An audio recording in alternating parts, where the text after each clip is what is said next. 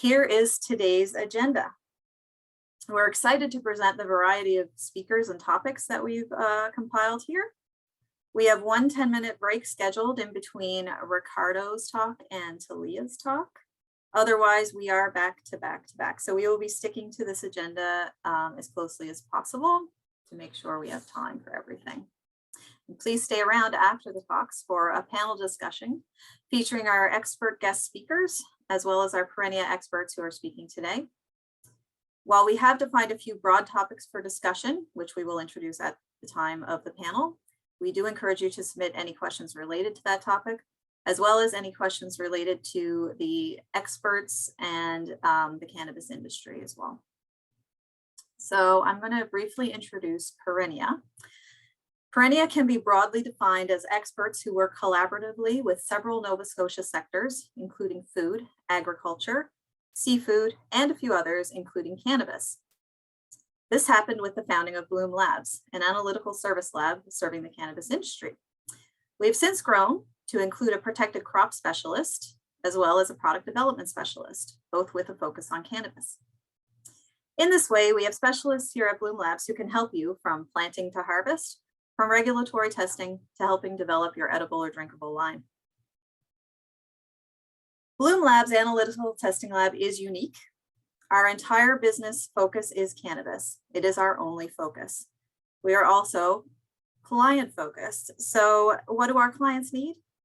Fast turnaround times, excellent customer service, and results they can rely on.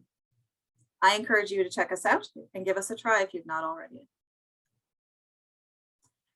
So to introduce our first guest speaker, I'd like to bring in Chelsea Meisner. Chelsea is our product development specialist here at Perennia with our focus on cannabis. Thank you, Chelsea. Hello, everyone. First, just want to say happy St. Patrick's Day to all. I think we're celebrating rather appropriately today. So I'm here to introduce our first speaker, and it's a pleasure to introduce you to Sarah Gillen. She is co-founder of Ollie Brands, also known as Obi, and she created this in 2017, one evening at a dinner party with old friends.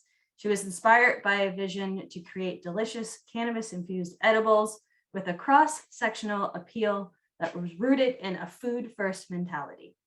As CEO of Obi, Sarah's background in business management and marketing has been instrumental in establishing the company, its brands, and its products in the growing Canadian cannabis market.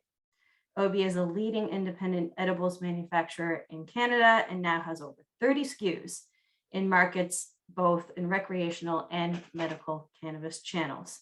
She is passionate about the community that she lives in and devotes her personal time to family, as well as a variety of charitable initiatives focused on advocacy for socially isolated and at-risk women.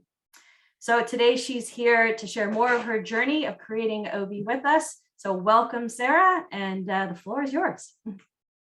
Thank you so much, Chelsea. And thank you everybody for having me. It's a pleasure to be here and introduce you to Ollie. So just bear with me while I share my screen.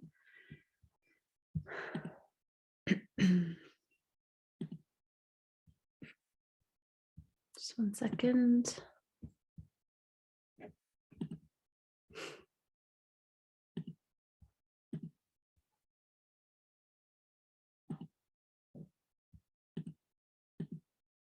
Okay. Can everybody see that? Maybe just give me a little hand wave if everything's okay. Yeah, it looks great, Sarah. Okay, thank you. Awesome. Cool. So Chelsea gave a great intro on who I am and a little bit about Ollie, but I will take everybody through Ollie and building a cannabis brand and a cannabis manufacturer in the cannabis market. So what I'll start by doing is give everybody an introduction to Ollie Brands Inc., a little bit about our brand, about what we do, our specialty, about a bit about the history of our company and my partners.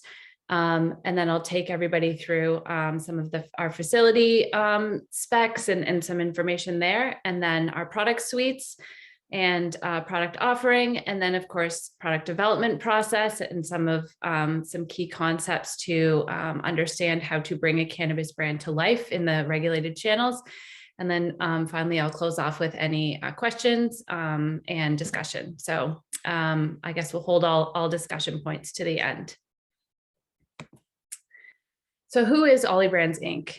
Ollie Brands Inc. is, we are the trusted leader in cannabis, we are the trusted leader in expertly crafted high quality cannabis brands, edibles, and experiences.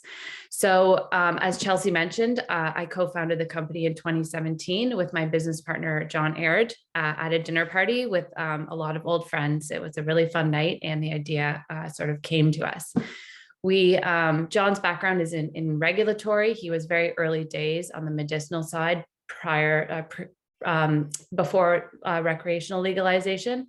And my background is in marketing and brand management and brand development. So together, when we were discussing the upcoming legalization, of course, this was in 2017, so before legalization of flower, we were discussing the upcoming legalization. And what really excited us, to be honest, was just the chance to really break the stigma about cannabis edibles and to be able to offer delicious and sophisticated products that made people feel good, and at the end of the day wanted to share with their friends and share with their families and really elevate their life through cannabis edibles. Fast forward to today, we're one of the leading independent national cannabis edibles manufacturer.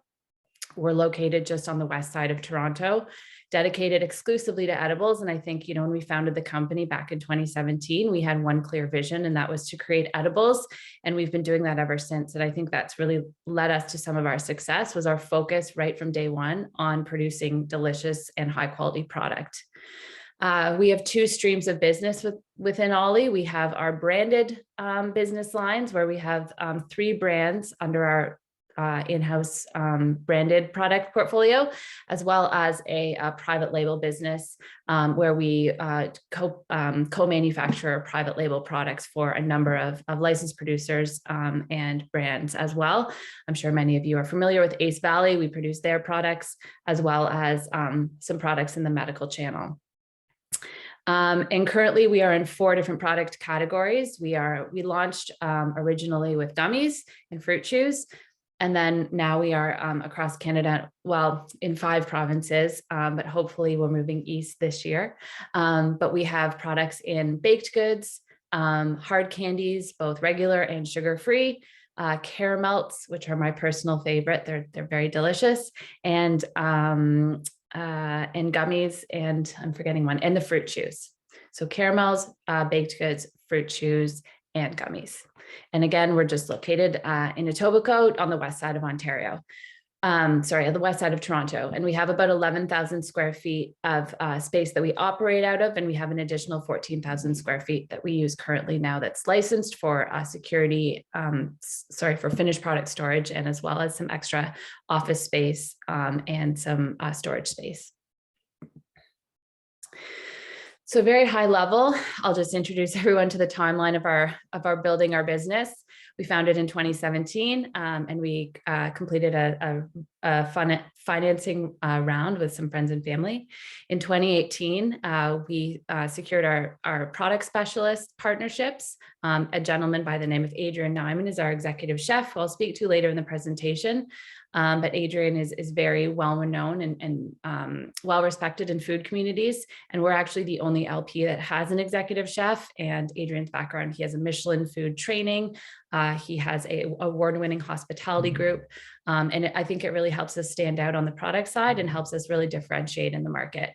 On the tea side, which I didn't speak to because we haven't launched them yet, but we work with a gentleman by the name of Richard, who is a world-renowned tea sommelier, and he's been with us since early days as well. So hopefully stay tuned. Later 2022, early 2023, perhaps we'll have teas in market. 2019, we secured our facility that I spoke to. In total, we have about 25,000 square feet of licensed space. We did another round of financing, which allows us to retrofit and build the facility out to GMP standards. Currently, we're operating under GPP per Health Canada regulations, but eventually the goal is to get fully GMP certified to potentially be able to work internationally. In 2022, we received our processing license, which was really exciting.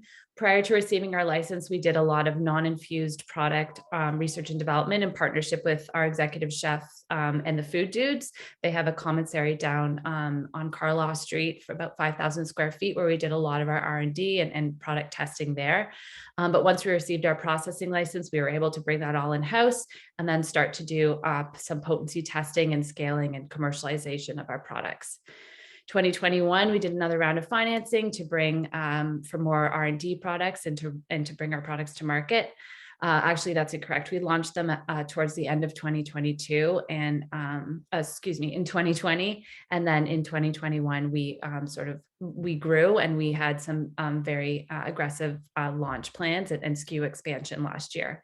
And then, of course, now we're just at the beginning of 2022. We're really excited about the potential of growth. We've seen the industry, it moves quickly, but it's exciting. And there's a lot of opportunity and a lot of excitement to really carve out some niche within the edibles segment and also grow the market in general. So we're really excited this year will be, automation is a priority for ours, implementing an ERP system and expanding some processing rooms into the adjacent space, which I spoke to earlier. So why Ollie Brands Inc? It's a very competitive market, the whole cannabis industry right now. It's quick and it's exciting. And I think we really stand out. As I spoke to earlier, we're proudly independent, we're proudly Canadian.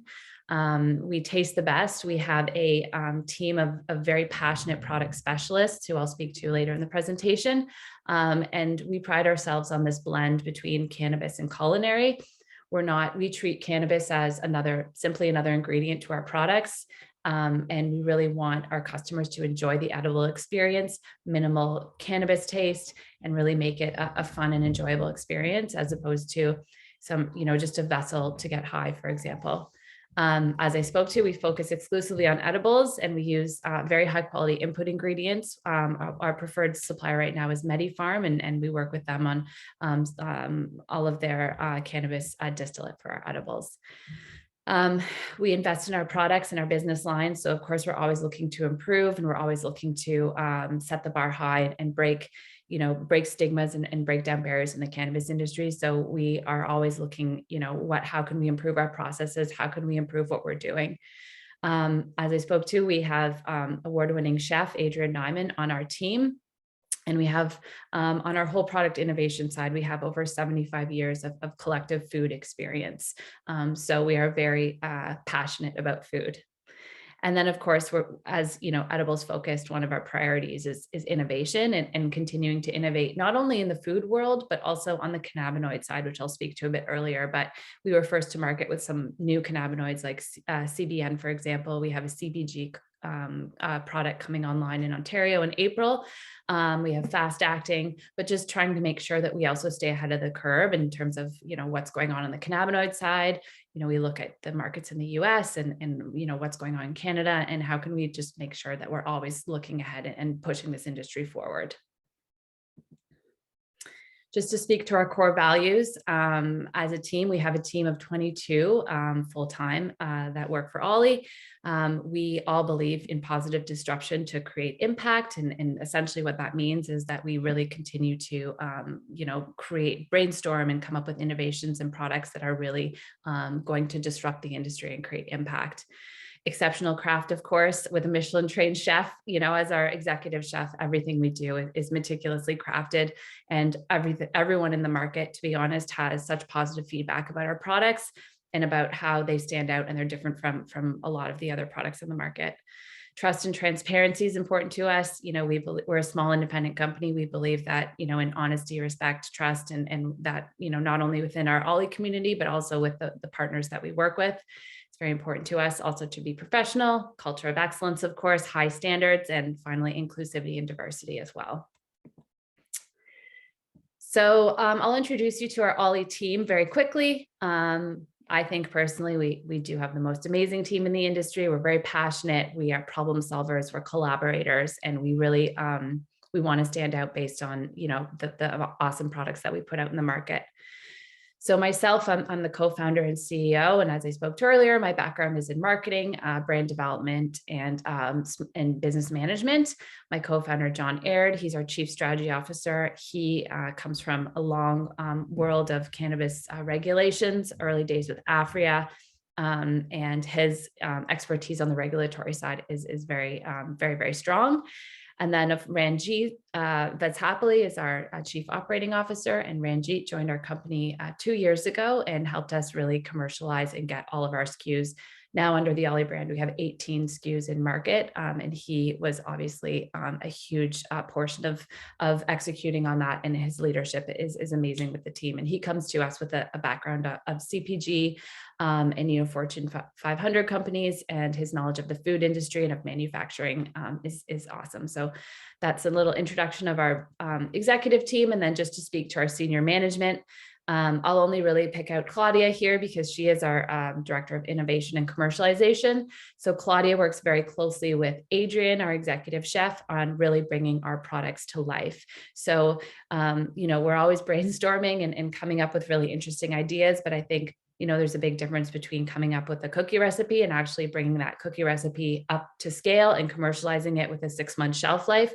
So Claudia has a team of 2 R&D technologists, and we who work very closely with Adrian and our private label partners on bringing all of our products to life. So I'll speak very quickly to our facility, as I think it's an important, obviously important part of our business. So as I mentioned, we're located just on North Queen Street over by Sherway Gardens here, just on the west side of Toronto. We're very close to all major 400 highways. So distribution is actually quite easy from our location, which is convenient. We have 25,000 square feet of licensed space. We're operating right now out of 11,000 of it for production. And then the rest is office space, storage space, you know, lunchrooms and the like. In our facility, we have a R&D lab that Claudia heads up with her team. And we also have an in-house analytical testing lab where we do all of our potency testing in-house. And that's something that we felt very strongly about implementing. I think it not only does it help on the costing side, but it also helps on the speed side, because, you know, if we can do most of our testing in-house, it really helps the turnover of the products. As I spoke to, we built to GMP standards, but we're operational under GPP. And we have segregated production rooms to obviously keep allergens at a minimum.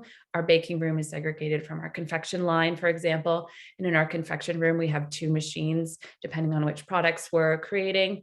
And, you know, they're sort of running simultaneously throughout the day. Output of about 750,000 custom gummies per month. And as I said, two different confection lines, depending on the gummies we're creating, various size, various shapes, as well as our hard candies or our caramels as well.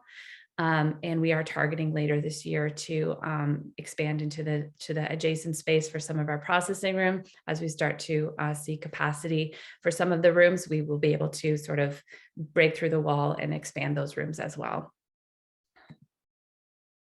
On the regulatory and quality side, of course, we're highly regulated in everything that we do. And we really pride ourselves on making sure that we're compliant in all of our activities. We have a research license, processing license, and a sales license, which allows us to sell it into the various provincial boards. We developed an in-house quality management system. And I spoke to this earlier, all products are made to GPP standards. And I also spoke to our in-house analytical laboratory testing capabilities. So the next few slides, I'll take everybody through our brands, our partners, and our products. So we have 3 in-house brands that we've separated to target different markets, but they all sort of embody our values and our purpose. Ollie, which is our flagship brand, is this intersection between cannabis and culinary. And this brand was designed to complement life's rituals and be more of a lifestyle product. A lot of our Ollie products have a balanced feeling, and you know, they actually have, most of our Ollie products have either 2 or 4 units per pack. And the thinking behind that was that as the business was founded between 2 friends, and ideally we wanted to share the products with our friends, we wanted to have, with the Ollie brand strategy, a multi-pack, knowing that hopefully our consumers would enjoy the products so much that they would share with their friends, you know, one for you, one for me type of thing. Our Olive brand is our medical channel. We sell this exclusively through Medical Cannabis by Shoppers Drug Mart. We have fruit chews in that category, and it's very wellness focused, and it's Olive with 2 L's. It stands for Ollie Lives. So this is how Ollie lives. This is a very elevated brand, very much so focused on the medicinal channel and the wellness channels. And then finally, our new brand, which we haven't launched yet, but it's called Starts. And the strategy behind this brand, Starts, is that it's really meant to be more of a mass market brand. It embodies youthful playfulness and product offerings like super, super sour gummies. Like I'm talking like face puckering, warhead, sour gummies, really, really fun, high THC, really small candies made for sort of traveling and parties and having a good time. We also have a mystery candy launching with this brand. So nobody knows the flavor. It's a white package, and we'll be running a contest on you know, who can pick the flavor. But really excited about this. The brand sort of ethos is sweet and easy, inspired by nostalgic 90s confections, such as, you know, Sour Patch Kids, Jolly Ranchers, but it's meant to be very fun and fresh and cool and new. So really excited to see that hopefully come online later this year. So stay tuned. Just to speak to our partner brands, Ace Valley, I'm sure you're familiar with the brand. We've been with them since inception of their edibles. The Ace Hill beer team worked very closely with our executive chef, Adrian, and that's how the business relationship had started. And we now produce gummies for them across Canada, as well as some hard candies. And then Entourage is our newest partner in the medical channel. This is formerly Weed MD, but we work with them very closely on their fruit chew products.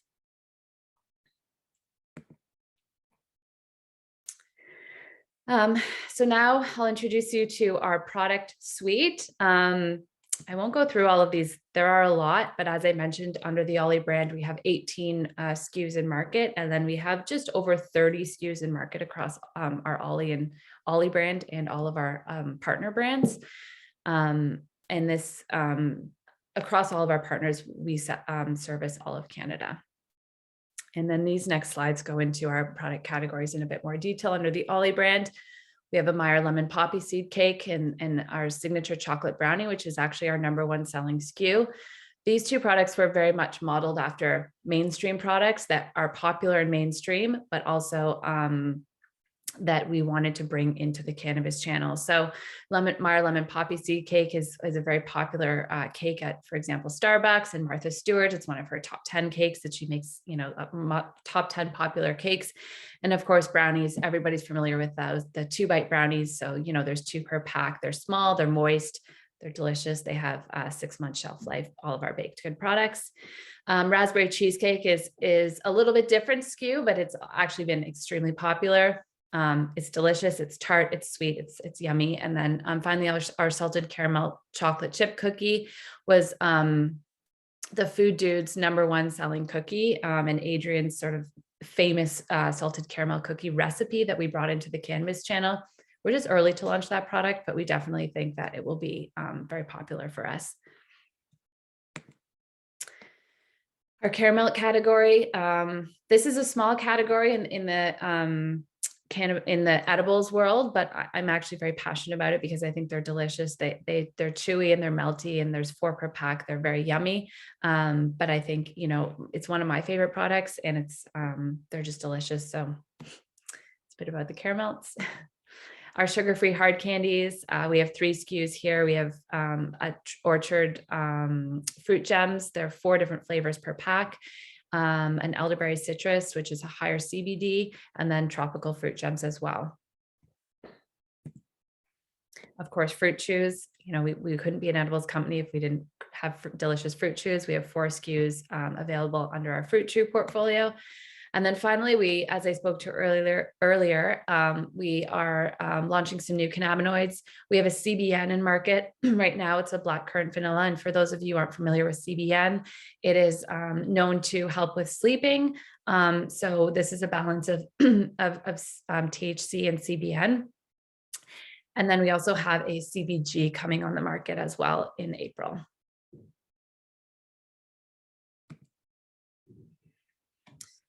So now in this next slide, I'll speak to actually bringing a brand and a product to life in the cannabis channel. So when it comes to new product development, of course, there are a lot of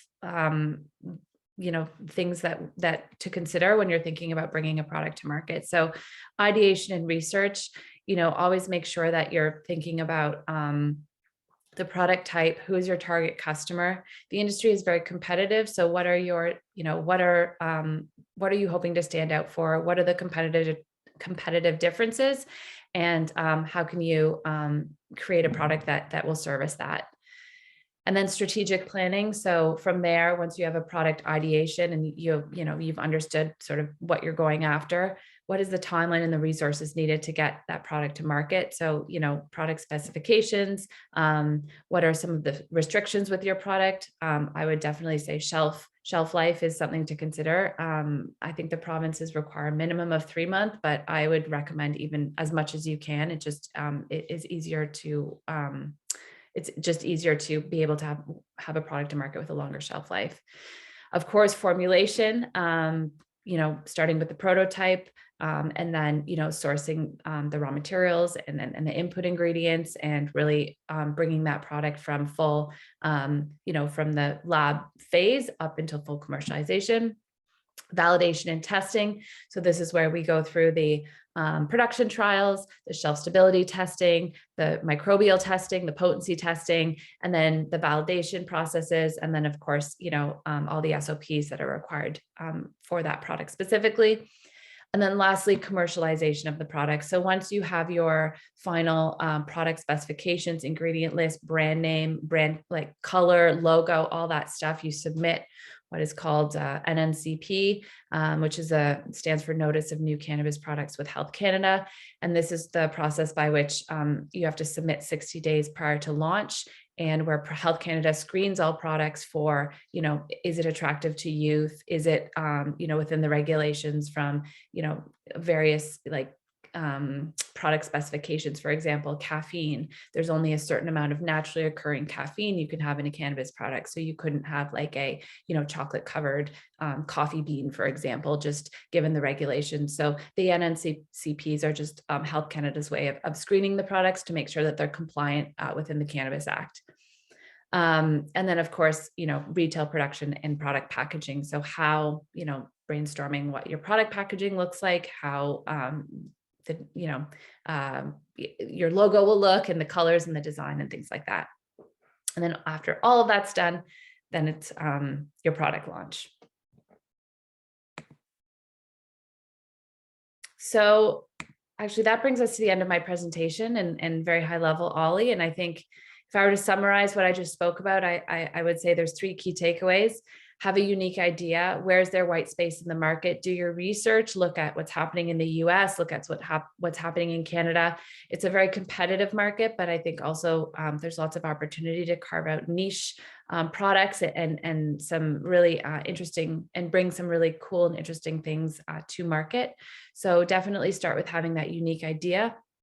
Secondly, I would say plan for a marketing strategy and go out and visit stores and start to think about who your retail partners will be and how you want to show up at the store, and how your visibility with the customers and your interaction with them will look like at the retail level. I'm sure everybody's sort of very familiar with the cannabis restrictions from the marketing side. So I think that, having the correct retail partners and really showing up visually in store is really important to help you differentiate and help your brand stand out. And then lastly, partner with a good team.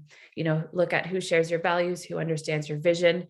the cannabis industry is always evolving. It's still quite nascent if you think about it. I mean, it's only been around, for me, it feels like forever, but it's really only been around for a few years. So it is evolving, it is changing, and it's exciting to be riding that wave. But also it's important to be partnering with the right people who you can problem solve and keep moving ahead together. So 3 takeaways for my presentation. And I guess I'll open it up to questions. So thank you, everybody. Awesome. Thank you, Sarah. That was a wonderful overview. I was writing down all these things. I was like, so I want to try the caramels and I want to try, like you sold me on those caramels and those super sour gummies. Like, get those to Nova Scotia. Those sound awesome. It's really, really cool. I also love all the different like flavor combinations that you kind of listed there. It's some unique ones, and kind of like in my field with coming up with flavors and things like that, I'm always about kind of different and unique things. Totally. Yeah, and you've hit some really interesting ones there that I think definitely grasp some attention for the consumers. So yeah, and I think too, when we're doing our product development, what's important is like marrying the flavor profiles with the intention of the product use. So black currant vanilla is a very calming and relaxing sort of flavor. And I think that that pairs really well with a CBN product, which is intended to use before bed. So we're not, pairing like a lemon zinger in a CBN product, for example. It's, and also another good example is the elderberry citrus. We use natural citrus oils in elderberry, which is also very well known for some of the wellness components of those 2 products. So it's, in a high CBD wellness lozenge, it just pairs very well with how the intention of the product use. So exactly. And I really like companies when they're doing that, because it's more than, like you said before, just popping something in your mouth to get high, right? Yeah. And like everybody's kind of more wellness. Well, I mean, which is cool too. Yeah. But it's like everyone is very focused on wellness these days. So it's very, very interesting. So Cool. got a couple questions, which I'm just going to peek at here. Yeah, absolutely. Oh, someone said the dragon fruit gummies are their favorite. So one question about your potential co-packing. So is it open to co-packing on any of the lines, or is it for like the specific products like candy or bakery? Yeah, that's a good question. We're open to discussing anything. It depends on our equipment and what the product is, and if we can sustain commercializing it on our equipment line. So it would probably right now be within those 4 categories I mentioned, unless there was some additional equipment required. Right. Yeah, exactly. Yeah, you have a lot of lines, so it's a lot to manage. Absolutely. Another one was, you talked a little bit about the CBN, CBG, kind of like what's the rationale behind using that in edibles, and what's its benefits? Yeah, I mean, CBG, there's a lot of research that has gone on the CBG side. And I think primarily CBG is known, it's anti-inflammatory, and it can be known, as a recreational brand, I just do a lot of reading on the research. So, we haven't done our own clinical trials, for example, but what it's known for is perhaps an appetite suppressant or anti-inflammatory cannabinoid. Yeah. Cool. I like the different use of these now, because as we get more research, the benefits are showing, right? So you have to do the research. Yeah, for sure. What we got for time here? Oh no, we still have some time. So another question is, best marketing tactics to spend your money on when starting a cannabis company? Yeah. Well, it's big. Good question. If you're just starting out, I mean, we tried with Instagram. It's a little challenging because Instagram's an American company, and cannabis is federally regulated down there. So they don't typically like cannabis companies on Instagram. We actually were shut down last July Oh, wow. I would honestly say that it would be sort of a boots on the ground, visiting stores and educating bud tenders is a good place to start. Bud tenders are the kind of they interact with the most with your consumers, and they're the ones recommending products. So if you really have a small budget, you're just starting out, just get in and introduce yourself to bud tenders and, sample your products, tell your brand story. I think that's a great place to start. And then of course, I would recommend, a nice website and store displays as well, so that you can stand out when you're on the store shelf. Yeah, exactly. Yeah, Instagram's a fun place. Yeah. I never thought about that with it being American though, but it does. Yeah. Now that you think about it, I'm like, That's a bit challenging, but we have an Instagram profile, but I wouldn't say it's sort of a very big tool for the cannabis industry. Yeah, exactly.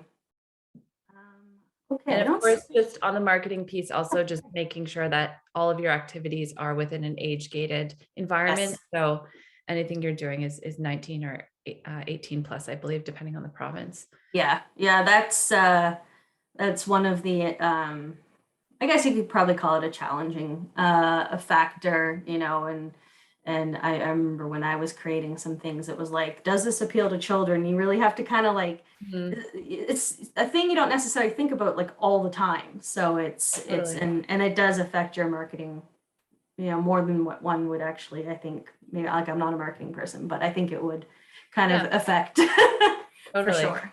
It does. Okay, a couple more. Yeah, we're still good. So what held you back when getting your license, or a mistake that you made? That's an interesting question. So what held us back, or like, I don't know. We've founded the company. I guess maybe anything you learned, kind of like something that was like, I mean, like we've been around for 5 years, and we built this company from scratch. So, there's been a lot of learning curves, and we sort of adapted to the changing regulations. And, I would say I always want to look forward and look ahead at the opportunity. I would say, have a clear vision from the beginning, I think is something that, there's a lot of opinions on how people should do things, but I think it's really important to have a clear vision and stay true to that. And then also I would say, work with people that, make sure that you're working with the right people as well. Yeah, those are all very important. Yeah. Very important. It applies to most, not just cannabis. Not just cannabis, exactly. Just in general. Yeah. Okay, I'm just gonna. Okay, so here in Nova Scotia, we only have like the federal sites for sale. So bud tenders, unfortunately, are limited to kind of like the government training. So is there anywhere else that you would suggest kind of like pushing your market with that little bit of a restriction kind of? In Nova Scotia specifically, or just in general, I guess, when we don't have as much access to bud tenders as maybe some other of the provinces? That's a good question. Like product knowledge, I think, is really important. So I'm not sure how if your stores maybe do product knowledge sessions, or have even like newsletters or some way to educate. I think educating, particularly for edibles, is very, very, very important, because I think there's still a stigma around edibles, and there's still sort of some hesitation. So just making sure to continue to be educating all the time, doing product knowledge sessions perhaps, or digital outreach, creating a website that is also a tool for education, I think is really important. So yeah, agreed. Yeah, there's a few avenues out there, but like product education really, that's what it is, a key point that a lot, it actually, like with all products really, but especially like cannabis now, and when you're introducing new things and kind of like the wellness side of it, or things like that. Yeah, absolutely. Okay. So I think that kind of wraps up some of the majority of the questions. Obviously, if anybody has any more, they are welcome to put them in there and we can either address them later or emails, you know, all that stuff. You feel free to share my email, and if anyone wants to connect offline, I'd be happy to have a conversation. And if you have any more questions, just please reach out. Perfect. Sounds good. Well, really appreciate you taking the time to share everything with us today. It was, I enjoyed it very much, and I hope everybody else did too. So, well, thank you very much for having me. It was my pleasure. Yes, and we'll probably see you a little later in the panel. See you soon. Thank you. All right. Thank you. Okay. So you guys aren't getting rid of me yet. So just bear with me 1 second here.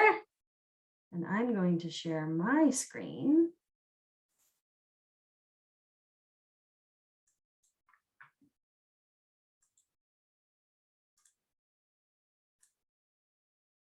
Okay. If you don't see that, someone yell at me, please. That looks great, Chelsea. Okay, perfect. Thank you. Okay, so just a kind of, you know, big segue from what Sarah was talking about, I'm just going to give kind of like a quick overview of the product development services that we offer here through Perennia and Bloom. So as mentioned earlier, my name is Chelsea and I am a food scientist. And I specialize in beverage development along with experience in cannabis edible development. I was involved with creating some cannabis edibles during the 2.0 launch of edibles in 2019. So like I said, I'm just going to give you a quick overview of the services that we can offer to help you during your cannabis edible product development journey. So product development, that was step one. So the goal of our services is to help clients during the commercialization process as they work towards getting their product to market. So we offer several things, starting with formula development. And this includes prototype benchtop development of uninfused and infused products. We like to start with uninfused so that we can work together to get the flavors and taste profiles exactly the way that our clients want them so that we know we're making a tasty product. We can also review existing formulations for food safety and commercialization or scale up processes. Cannabis Incorporation, obviously a very important factor here. So what we do is we can help find the appropriate method for incorporating the cannabis into the type of food that you are creating. And having this alongside with our analytical testing labs is a unique feature of Bloom Labs because we can develop and test at the same time, ensuring what we're doing is yielding an accurately dosed product. We can do ingredient sourcing from commercial suppliers and costing of formulations. Then we can do some process development. So this includes developing processes that can be scaled up to meet your current processing capabilities or that of a co-packer. We also can review your current processes for any troubleshooting. We can help source drought-resistant packaging. And while we're doing all this, we can give the assurance that we are going to develop an edible that will meet the regulatory requirements. Scale up. So once all the PD is done, you kind of moving into a scale up phase. And we can help in this area also by some assistance in finding licensed co-packers if needed. We can support in sourcing any new equipment that might be needed to create the product that we've developed. And we can do external on-site pilot trial assistance at a facility when it comes to scale up time. You can also do the testing, the potency testing and such that is important at this stage to ensure that what's being created is yielding a compliant product. We can also do nutrition facts table development and any food safety training for producing a food product. So shelf life is kind of the next step, and Sarah talked a little bit about shelf life too, and I agree with her on the importance of it. It's very good to know kind of in the end how long your product is going to last, and we can help you determine those timeframes. And we have two types of evaluations for edible products. First is an initial, what we call stability evaluation. And this is conducted on a prototype product to determine if it's ready for scale up or full production. So basically, we're just testing to make sure that, you know, everything's good to go. Then we have shelf life evaluations, and these are determining the estimated shelf life on a final product that's in its final packaging off a production line. So because all edible cannabis products must be shelf stable and can't be refrigerated or frozen, all products undergo an ambient, which is room temperature, stability evaluation. And these are conducted in a qualified room temperature chamber in real time that we have in our lab. We can also offer accelerated evaluations. This is dependent on the product, but they are evaluated at an elevated temperature to determine the degradation of the product at a faster rate. So unlike an ambient test, though, this is only an estimate procedure, and it is not used to determine the recommended shelf life of the final product. So we offer the following tests within these evaluations. Potency, obviously one of the most important ones. So we'll test the potency of the product over time to determine if and when it degrades out of the tolerance specifications that are stated in the regulations. We'll do various analytical tests to determine the quality and the safety of your product. And we'll do certain microbial testing to determine the food safety of your product initially, and then over time. And then we can do some sensory evaluations of an infused product. We can evaluate the appearance of it, like color and just the visuals. Due to regulations, we cannot evaluate the taste or texture in the mouth of the product that has cannabis in it. But if that is something that people are interested in, we can absolutely do that with product that does not have cannabis in it, if you are curious on how the taste is going to hold up over time. Okay, so if you want any more info, you can find us on our website under the product development and shelf life tabs, and you can reach out there, or it's pretty easy to find me. So any questions, definitely don't hesitate to reach out and ask. I'm always happy to have conversations. And yeah, thank you very much for tuning in to everything so far. And I hope everyone enjoys the rest of our presentations, and also enjoy your St. Patrick's Day. Everybody, cheers. Nicole? Thank you, Chelsea. There was one question that came in, Chelsea, and that question is the process development only for edibles or all cannabis products? So I guess in the topicals sort of market, stuff like that. Oh, in case of topicals, we focus on edibles primarily. Yeah, topicals we haven't dabbled into yet. No. And I can say also, I would say that your specialty is in the food and beverage. Yes, no, my specialty is definitely in food. Awesome. Thank you, Chelsea. Thank you. Okay. Our next speaker is Mike Watt. Mike is an application expert at Diversity Canada with a focus in the cannabis industry. Mike has some of the deepest and most in-depth knowledge in the cleaning industry. If clean matters to you, you should be listening to Mike. I'm excited to see this one, guys. Everyone, please welcome Mike Watt. Thank you very much, Nicole. Yeah, a cleaning geek, right, at heart. Let me just get in here. I'll share my screen and we will get going. And let's do this.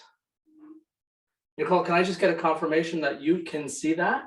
Yep, looks great, Mike. Okay, awesome. So happy St. Pat's Day, everybody. I think I'm not sure if it was Chelsea who said it or earlier or Sarah maybe, but it's appropriate that we're having this conversation on St. Patrick's Day. How appropriate. So welcome. Hey, thanks for being here. As I was introduced, this is who I am, Mike Watt. Let me just advance this screen a little bit, take you through a little bit about kind of how Avmore got into it. Who's Diversey, by the way, and let me just kind of flush that one out right now. November 5th, Avmore was purchased by Diversey, which is a very large global chemical manufacturer. So very aligned to what we've always done with Avmore. So, you know, a number of us have clearly been retained. And so now I'll have a Diversey flag to wave as well, but still carry all the work that we did with Avmore, which is the origin from here. Okay, so like the Jeffersons, and by no means do I mean any disrespect on this slide, but really, you know, we've kind of seen this whole industry emerge from, you know, a house or a basement, if you will, into a full-fledged factory production plant, if you will. It's kind of interesting when we first, you know, sort of got into the industry, and let me just kind of take you through why we did that. You know, Avmore is a company that was 70 years in the making and did chemical manufacturing. Incidentally, Diversey is 99 years, so we're in our Wayne Gretzky year, if you will. And what we knew was cleaning, clearly. And we saw a lot of similarities in terms of what was how this emerging market was happening, the needs, and really maybe we could kind of borrow on some of the things that we've seen over the years, maybe use an expression of failure avoidance as well to kind of help the industry along. So this is kind of what we've seen. This is Aspergillus niger. Somebody far more technical than me and appropriate is going to be talking later on in the session about different molds and fungus and bacteria, virus, all that kind of stuff. But so we saw that. We started to witness what, you know, like how is this whole thing produced? We didn't know. We were neophytes, and we really didn't understand the industry too well. Well, some of us didn't anyhow. So we saw, you know, trimmers, and we saw buckers, and we saw different equipment that's used to harvest, to produce. We saw lots of isopropyl alcohol. So this is a little bit of foreshadowing, folks. I'm going to talk about that in a sec. We saw scissors, we saw buckets, we saw really difficult things to clean, resin oil as an example, and that was kind of the dovetail into why isopropyl alcohol was, was and still is in the industry. And we'll talk about that just in a little bit. So what we learned, and actually had somebody say this to me, he says, what is that, dude? Like WHMIS, right? So WHMIS really is an Employee Right to Know Act. Back when I was in the contract cleaning business, seems like an entire life ago. We actually sat on the board of WHMIS when it was first introduced in 1988. Fundamentally, it's an Employee Right to Know Act. And as this industry emerges and takes on responsibility of hiring people and having them do tasks that are potentially hazardous, what have you, there's a direct implication back to the employer for those things. So, you know, we've gone through this for decades now. We've already seen it, but, you know, we kind of started to see that. Things that we knew, right? I mean, I can remember just a little anecdote years ago when I was in the distribution side of our business. You know, I had a mechanic once tell me that he likes to use brake parts immersion cleaner. Yes, those would be things that when you remove brakes from a car that you would, you know, clean the brakes with. He used this to get the grease off his hands because it worked exceedingly well. It's also a carcinogen, and it does just absolute damage to your skin. So it was kind of interesting. We knew that. And also, the picture that's in the sort of bottom part of the screen, we also had an understanding about what solvents can do over time on mental health. And so I want to talk to you a little bit about that. But getting back to kind of where we grew up from, like the Jefferson's analogy there, we're now seeing facilities that in some respects are extremely large, some, over 1 million square feet as an example. And there's a number of different things that go on there. So from a facility standpoint, it isn't really it isn't that dissimilar to things that we've always been involved in. If you took, say, like a clean room in a pharma plant as an example, or that environment, we're already in that environment. And then, of course, anything that has to do with cleaning and providing clean, healthy spaces is something that we've already been doing for a pretty long time. So I just wanted to call that out, give you a little bit of a Pictionary in terms of some of the areas that that we've become witness to, and some of the challenges that some of the people are facing. So here's an interesting one. The standard operating procedure, and it's titled "How's Your SOP Working?" You almost have to think about your standard operating procedure is really what you decide you're going to do in your facility, and then how you're going to hold yourself accountable to it. If you kind of think about ISO, facilities that are ISO certified, what have you, you've established what you're going to be doing, and then that's just a third-party check. And I'm referring to the ISO part in terms of how you'll hold yourself accountable to that. And so in the same way, you're preparing and you're producing a set of documents or specifications or guidelines, if you will, that you're going to operate under. The reason I bring that up a little, is a little segue into some of the stuff with Health Canada. I'll get into that in just a second here.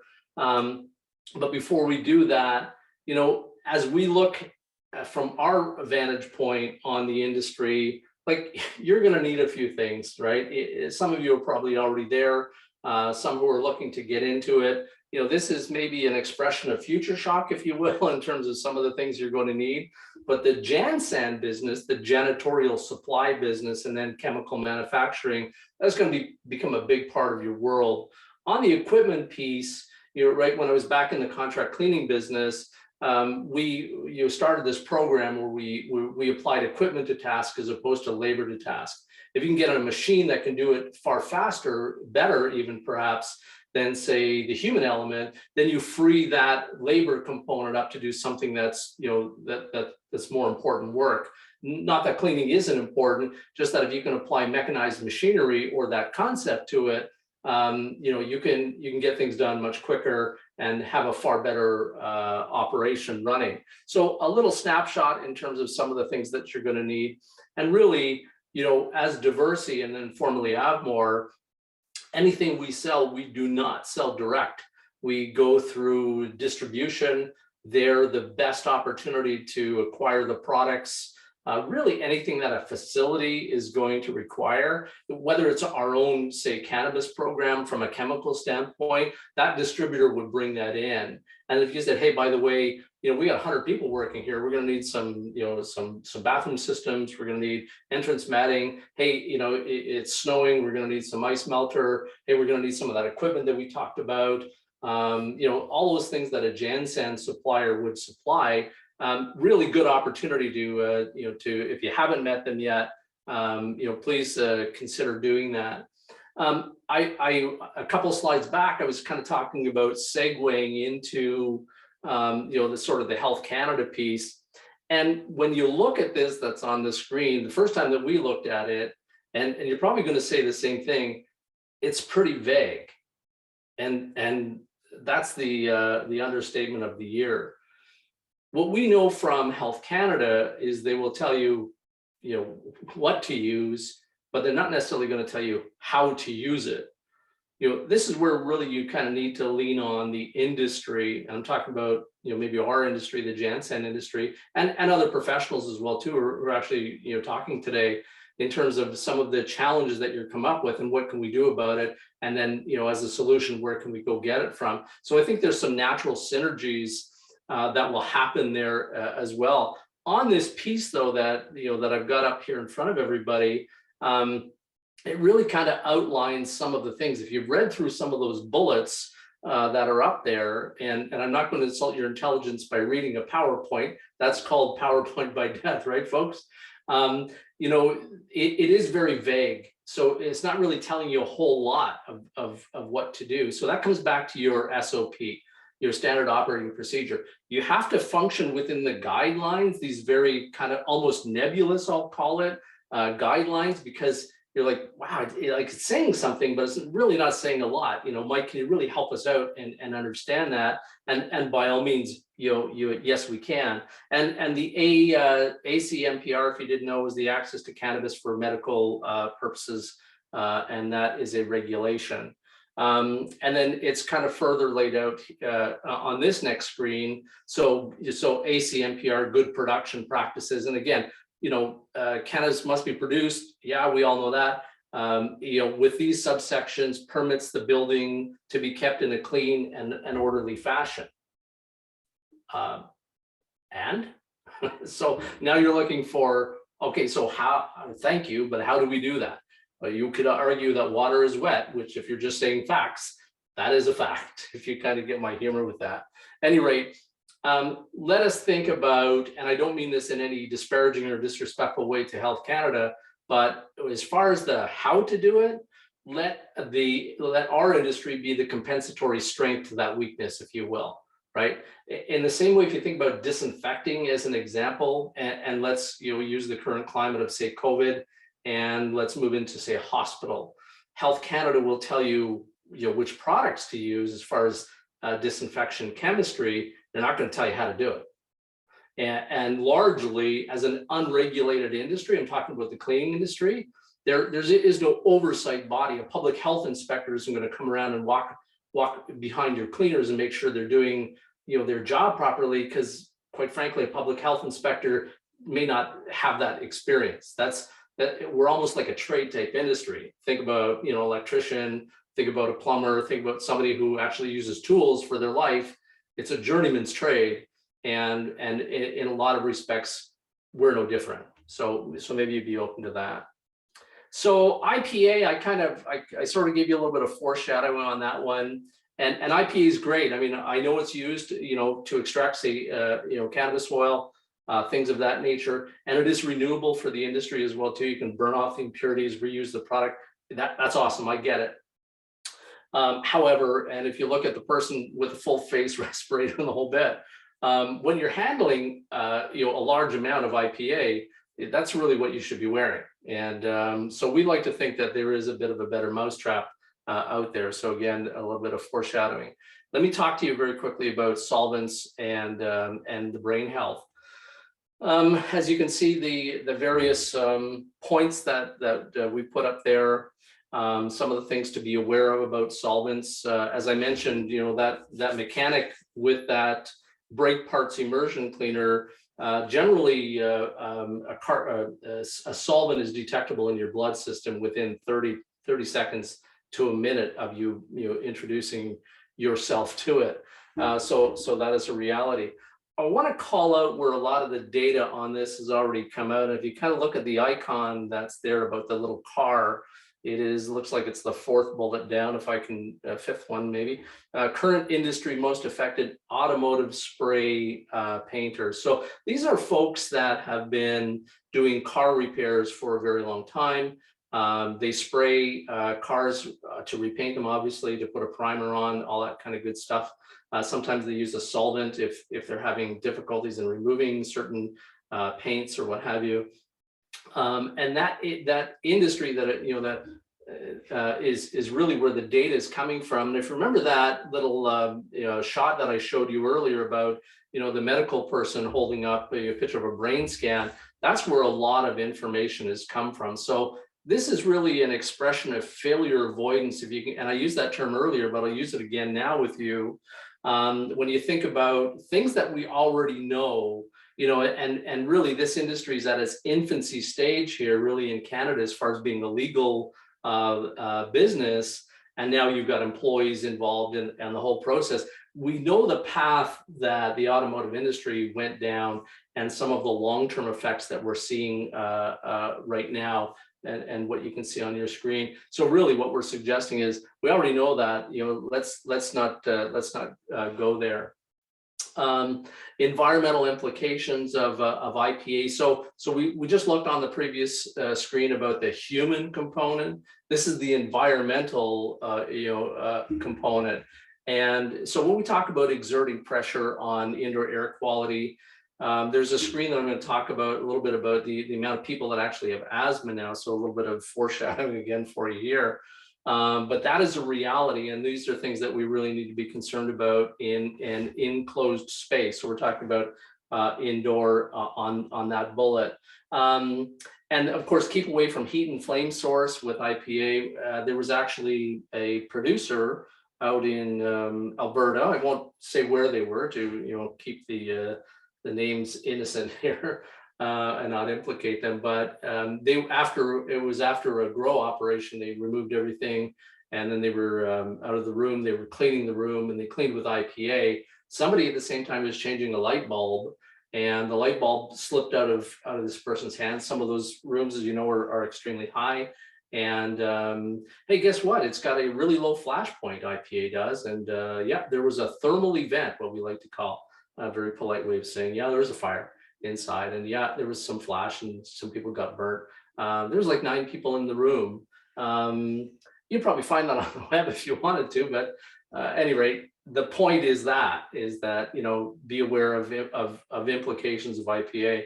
Dangerous to aquatic life as well too. Remember, if you're capturing everything in, say, a septic system, you have a closed system. I don't know that solvents are the best for a septic system anyhow, but if this is going through an effluent, so you have effluent discharge leaving a building, it's going to a treatment plant, and then it's being re-released to stream, are all of the impurities being removed from what that one facility is kind of generated to that to the wastewater treatment plant? Likely no, which is why most solvents are all known as affecting aquatic life. And then some of the other things that we see there as a little bit more technical, like BODs and total suspended solids. These are just the realities of the impact of effluent and really how it affects the broader community and all that good stuff. So it is very holistic when you think about it in nature. Okay, so now you're an employer, you have employees working for you. Here's some future shock for you. So, and we're talking about IPA and its long-term effects. Sick days, of course, you're going to have it. Hey, back when I was in distribution, there was a facility that had to clean outside in the wintertime, and they used methanol to actually clean because it froze, right? Everything, if you used a water-based cleaner, it would freeze up. So methanol was the only thing that was stable enough that would not freeze. However, sick days, yeah, people get almost a form of poisoning, through inhaling it, and they had to use a lot of methanol to clean. This was a very large transit system here in Canada. So at any rate, we're aware of these things that kind of happen when you overexpose to solvents. Certainly short-term, long-term, I think that's a given. We're borrowing a page from the automotive industry. We see what it's done there. And then of course, the last bullet on there is really going to be something that's going to affect your business from a monetary standpoint, from an efficiency standpoint. It'll tie up resources as people kind of come out of your industry and back into it. Hey, again, I keep referring to the contract cleaning industry. I can tell you that on a volume of 600 people, in my last full year tracking, I had 328% staff turnover. So if you want to multiply 600 by 328, you knew how many people came in and out of my doors. And that was for the cleaning industry, right? Minimum wage type industry, that sort of thing. I could tell you that has a real impact on your business when you have a turnover of so many employees. Again, I'm not suggesting you're going to have that, but we're talking about some experience as well too. Once gave a product to one of our cleaners to remove some glue off of this was in a commercial establishment, off of a floor, a quarry tile floor, and melted his shoes. Now, I couldn't find an old picture, so I used this one here. But the idea was this was 1985, well before WHMIS came about, and that's what we used to do. We used to just give people stuff to go clean with, and they went and cleaned. So the Employee Right to Know Act, as I mentioned, it was legislated back in 1988. There's a lot of information. I'll just kind of talk as you sort of read over those bullets for yourself. But I really think the concept of the act, which is an Employee Right to Know Act, that the employee, not the employer, decides what they're going to give to the employee, but the employee has a voice in terms of what's being used. We've come a long way since 1988. That product that I mentioned is no longer available. In fact, Environment Canada has certain banned substances which don't really show up in our industry anymore. So we've come a long way with the whole green effect as well too, things that are eco-logo certified, Greenguard Gold. I'm going to talk about that in just a little bit. But that information, those 16 points that you're going to find on a safety data sheet, not an SDS sheet, by the way, which would actually stand for safety data sheet. Sorry, that's my sick humor. These things are really near and dear to our industry. These certainly are to those who make it their life's work to be in it. Okay, so like Kermit the Frog did say, Kermit the Frog here. That's my best impression for the day. Hope you're chuckling behind your screen. When green first launched, it was not easy being green. I mean, green products were, they were crap, they didn't work. And there were a lot of nasty byproducts that were in chemicals in the day.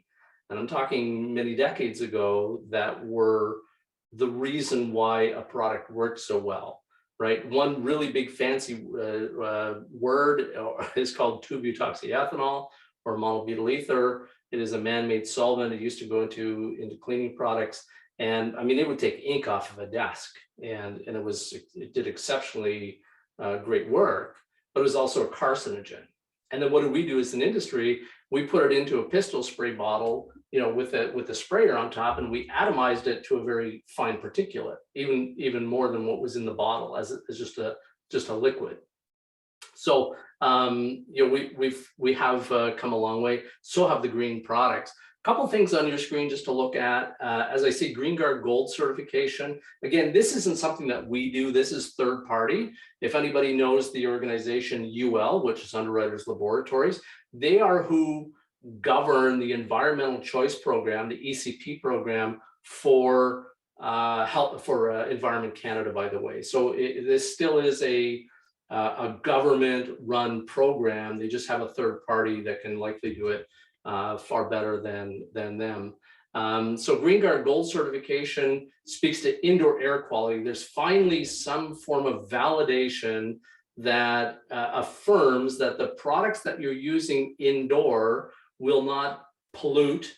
So we talk about VOC, or volatile organic compounds. Those are things that would provide or potentially put people at risk, if you will. And there's an asthma information that I'm going to share with you real shortly. So the Eco-Logo certification, of course, that's the original green. So we have Greenguard Gold, that's indoor air quality. Green was really to deal with things like aquatic life, its effect on stream, ecological, that sort of thing. The Greenguard Gold started to get into what's the human component in part of that. So just not the environmental, the ecological, but the people that are actually exposed to this sort of thing. And then EcoCert really deals with anything that's kind of organic in nature. So when we looked at all of these different certifications, we wanted to make sure as much as we could that we're running compliant with these principles. But the product has to work. It has to make your life work easier. It has to lower your risk. It has to increase your profitability, or somehow be your overall lowest cost alternative. And then in some way, it also maybe has to help increase your competitive advantage. So I think on those 4 themes, that's really the congruency in terms of how we've gone to market for a long time now, and then some of the principles that we know and sort of how we operate under. Yeah, and awareness is the biggest challenge, right? So as I mentioned, we have come a long way since 1988. Yeah, it's just better for everybody, right? I mean, you know, those who use it, those who are exposed to it, you know, those who live in our world as a direct result of things that we have cause and effect on, that sort of thing. And of course, you know, they are sustainable results.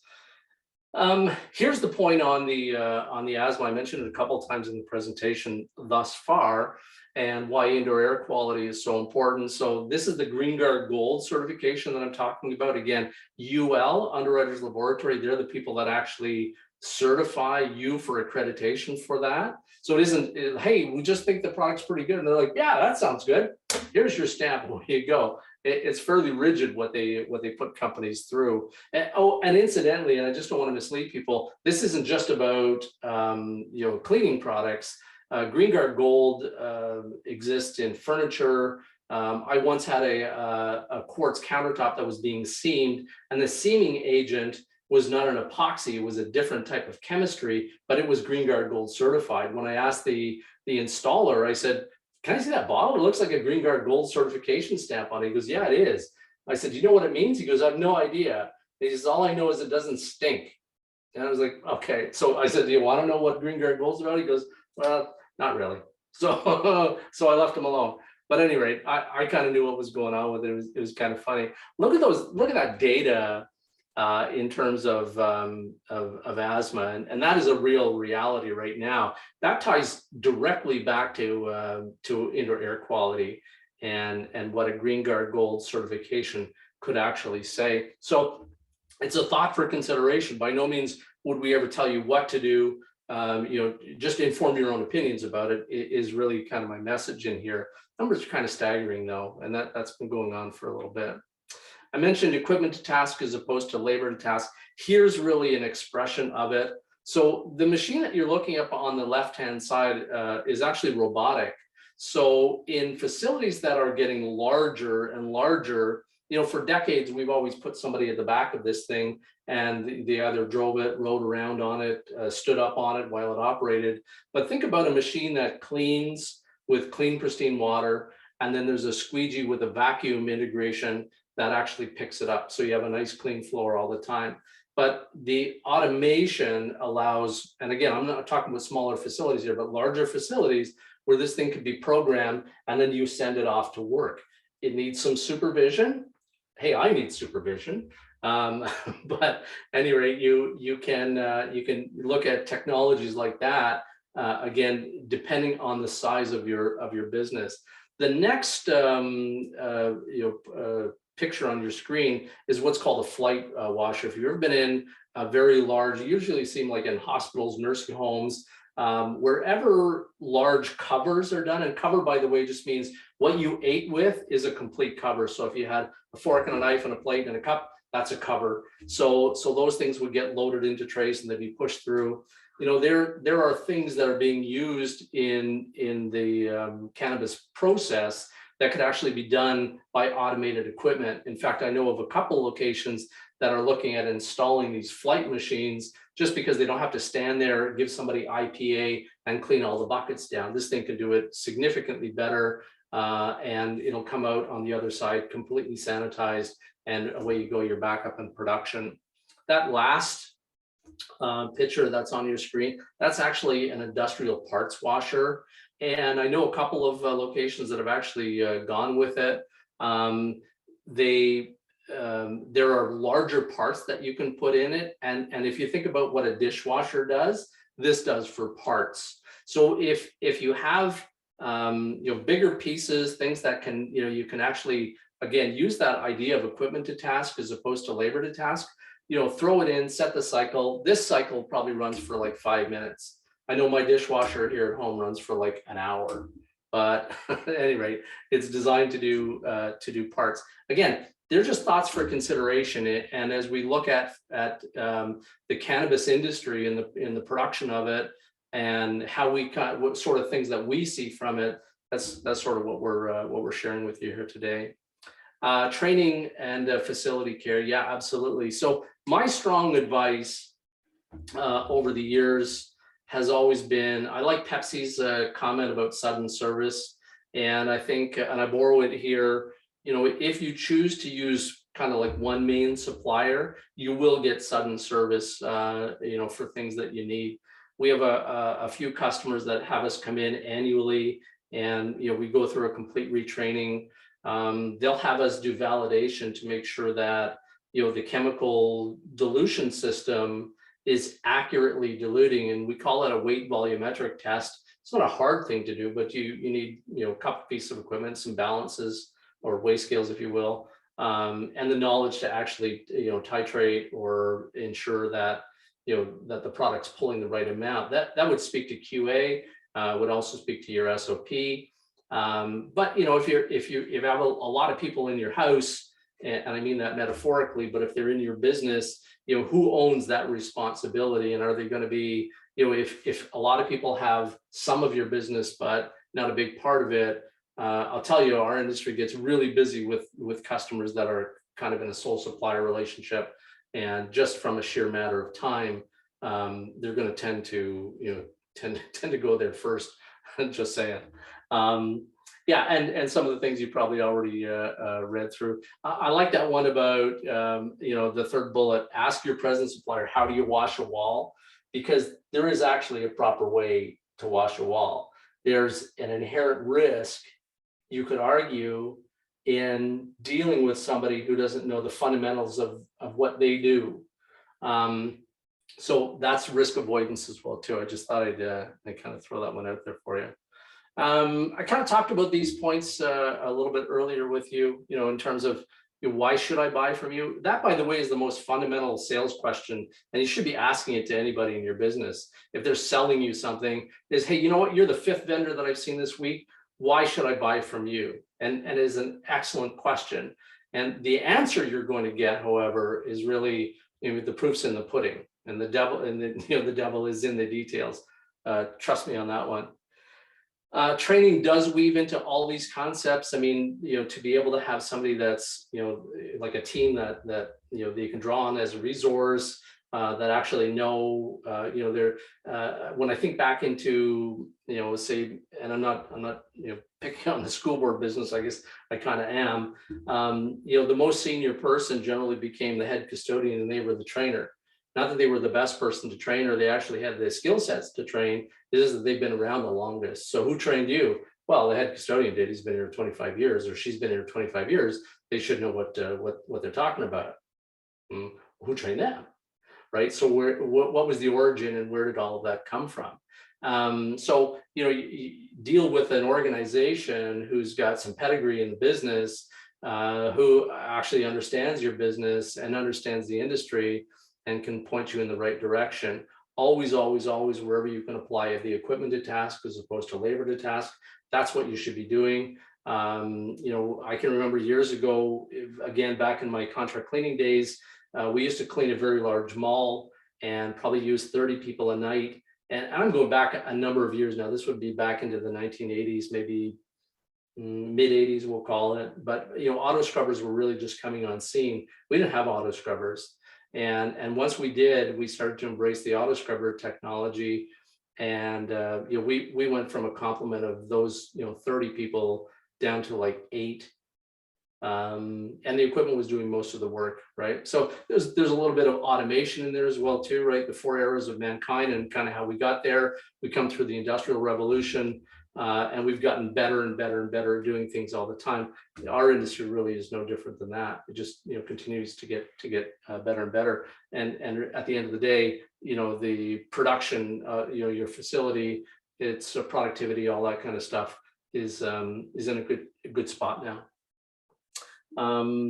So a building service contractor, I kind of liken this to the dentist analogy, if you bear with me. I'm sorry if you're squeamish about dentists, but it's kind of a good analogy. You think about, you know, you go to your dentist, who's your GP, and they said, bad news. It looks like you're going to need a root canal, right? And that's that's pretty bad. So anyway, you move on to you say to the dentist, hey, can you do the work? And they say, well, no, we should probably put you over to an endodontist.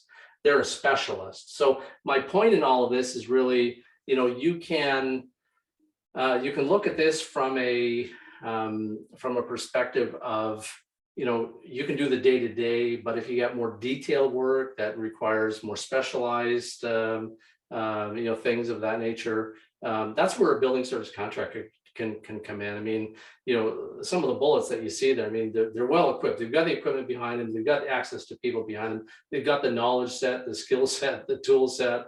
And again, for doing bigger work, that may be a reality, and it may be something that you want to look at, for your business as well. I'm not going to spend a whole lot of time on this out of respect to you actually have Dr. Punka, I think, is going to be talking. This is more his world. I will tell you just very quickly on HLV.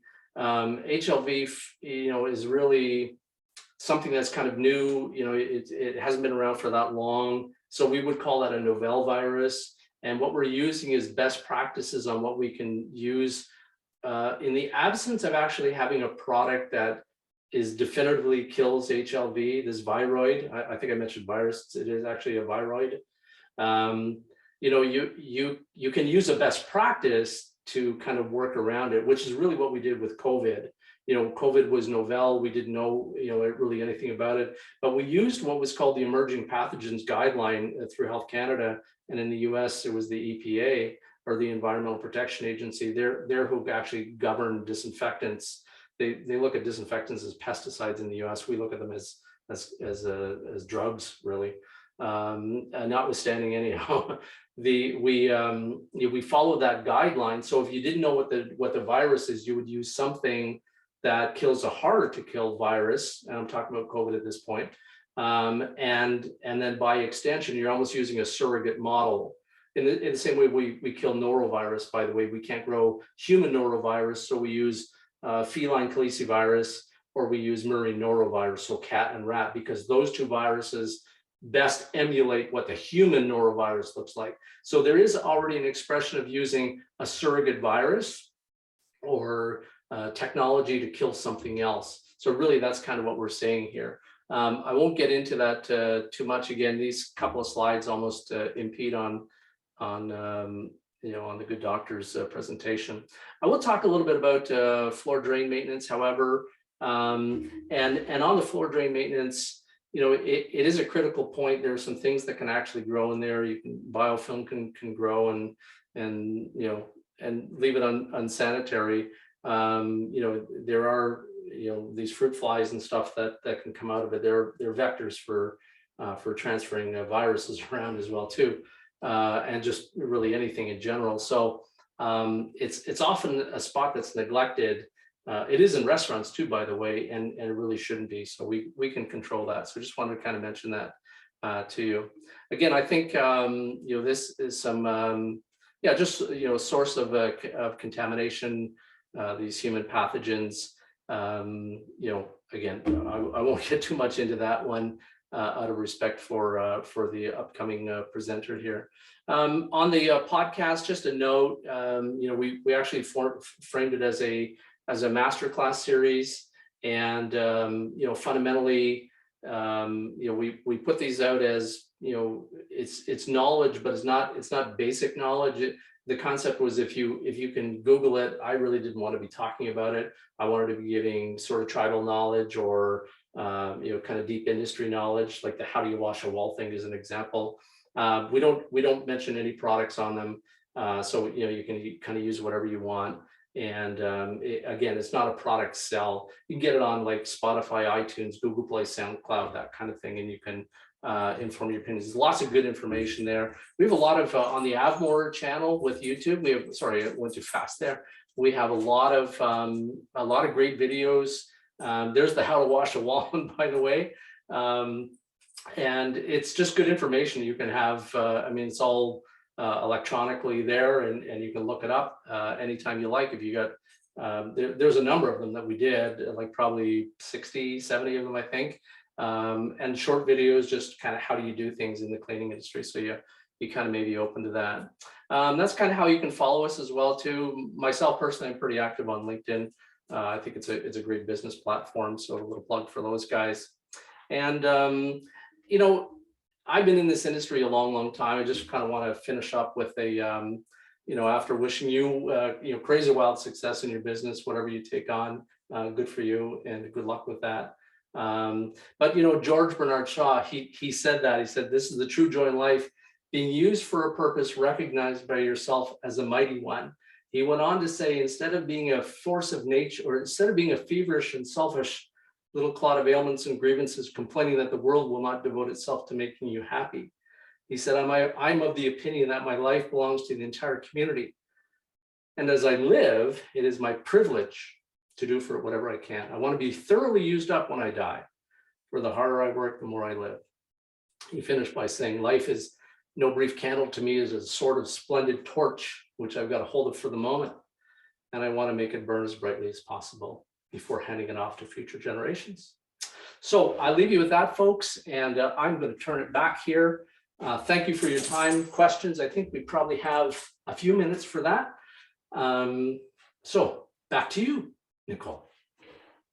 Thanks, Mike. That was an excellent presentation, and I can tell you, I got some feedback from the perennial people watching, and we all agree that your jokes were very funny, and we love your Kermit impression. So very much appreciated here. Yeah. Okay, there's a couple of questions. One is, what products would you recommend for cleaning and sanitation between grows and other cannabis environments within a building that's designed for organic cultivation and Health Canada approval? Yeah, so so that's a great question. Really think about Clean. Clean does a lot of the heavy lifting. So really the whole concept of just cleaning. So if you get a good cleaner that you like, again, I'm not going to say specific products here because I don't think that's fair to the entire industry, just to kind of go all say diversity or add more, if you will. But something that has a good, what we call a surfactant, a surface active agent that does the cleaning. That is literally the heavy lifting that is being done between grows. What you're going to have to do then, of course, after you're done cleaning, and Health Canada is going to require this, is that you use some form of sanitizer or disinfectant. And if you're using a disinfectant, then you would potentially need a potable water rinse after you've observed the dwell time for the disinfectant. So the manufacturer is going to tell you if you're sanitizing, and your QA teams will also tell you which route they want you to go with this. On sanitizing, the manufacturer will tell you what the dilution is, and then also what the dwell time is. And sanitizing, generally speaking, is like 30 to 60 seconds. And then disinfecting can be anywhere from a minute, depending on what type of technology you're using or base, up to 10 minutes, as an example. The real challenge that you have, and I would encourage people to look at whatever sanitizer or disinfectant that you're using, you know, use something that has less dwell time, because the vertical surfaces are a real challenge, right? You've got gravity fighting you. And if you're spraying walls down, and again, watch the video or listen to the podcast on how you wash a wall, because that's important. By the time, you know, you put it all the way to the very top of the ceiling, or where the wall meets the ceiling rather, you know, it's coming down as fast as you put it on. So that is very, very important. The cleaner can't be overstated enough. It literally, if you think about anybody that's been in the food industry, they'll do what's called an ATP test, or adenosine triphosphate, which is a bioluminescent test, and it's a dirt test. Affectionately, it's a dirt test. It's testing to see if there's any ATP available. And generally on an ATP test, and you know, facilities can set their own rates, but they come generally out of right from the manufacturer at, say, below 10 RLUs, or relative light units, as a pass. So if it's a 2 or it's a 9, 2 isn't better than 9, it's just below 10 as a pass. And so they'll use that in the food industry to to actually test their level of cleaning. They're not testing it after they sanitize. They want to ensure that they clean to an impeccable standard. And if you do that, then I liken the sanitizing and the disinfection part to an insurance policy. So if that kind of answers the question. All right, excellent. And you mentioned that you do training. Does Diversey have a way for a production facility to reach out for help developing a sanitation program? We've actually done that in the past where, it would have come through me in my Avmore days. The sector that I am now in with Diversey, we're actually picking up that piece as well too. So I'll be directly implicated with the cannabis side. So short answer would be yes, by all means, reach out. And we'll want to talk to you about who your provider is and kind of get you aligned that way. And then by all means, we're here to help. Awesome. Well, thank you very much, Mike, for sharing all that knowledge. A reminder, if there are any other questions for Mike, we may have time to address them at the panel discussion at the end. And we will move on to our next speaker. So our next speaker is Ricardo Blanco Sanchez. Ricardo is the lead microbiologist here at Bloom Labs. Ricardo came to Bloom Labs early on and has since become an expert in the field of cannabis microbiology. Everyone, please help join me in welcoming Ricardo. Thank you, Nicole, for that introduction. As Nicole mentioned, my name is Ricardo Blanco Sanchez, and today I will be talking to you about microbial contaminants and different prevention methods for the cannabis industry. So my goal for this presentation really is to, one, educate people on just the different types of microbial contaminants and the risks associated with them, as well as your different control points when it comes to the manufacturing side of cannabis. With regards to the actual microbes that I will be discussing, I'm focusing more so on a public health and a quality assurance standpoint versus a plant pathogen standpoint, which I know will be covered in later presentations. So in this presentation, I'll outline the different microbial contaminants, the sources of contamination, the prevention methods, and different available programs you can implement into your facility, as well as that we can help you develop in order to monitor your different control points. So when it comes to bacterial contaminants, before I kind of jump into the different specifics, I do want to mention a couple of common themes that will come up throughout my description of these different microbes. One is when you're talking about cannabis, it really is a highly antimicrobial plant when it is living. And when you do get into the manufacturing side of things, your control point to really reduce your microbial load comes into the drying. So we're going to be talking about water activity a lot. And from a bacterial standpoint, water activity really represents the amount of water that is available for microbial growth. We're also going to talk a lot about heat. Most bacteria and molds really can't resist high heat. So when we're talking about the decarboxylation process, when you're creating extracts or when you're smoking it, that's also kind of another area where you will reduce microbial contamination or contamination to yourself. And we're also going to talk about the different types of uses and how you can contaminate with not only the product, but how it's handled. So to start off, I'm going to highlight three main bacteria. The first one being E. coli, which I'm sure everyone has heard of.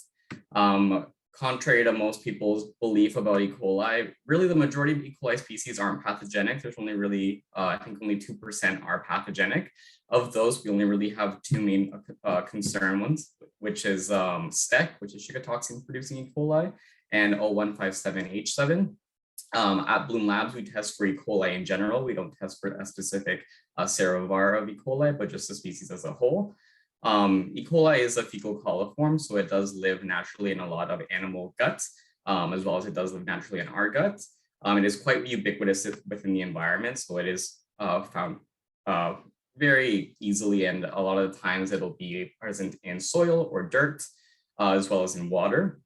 One good thing about E. coli for the cannabis thing is that it cannot grow at low water activity levels, and it is not heat resistant.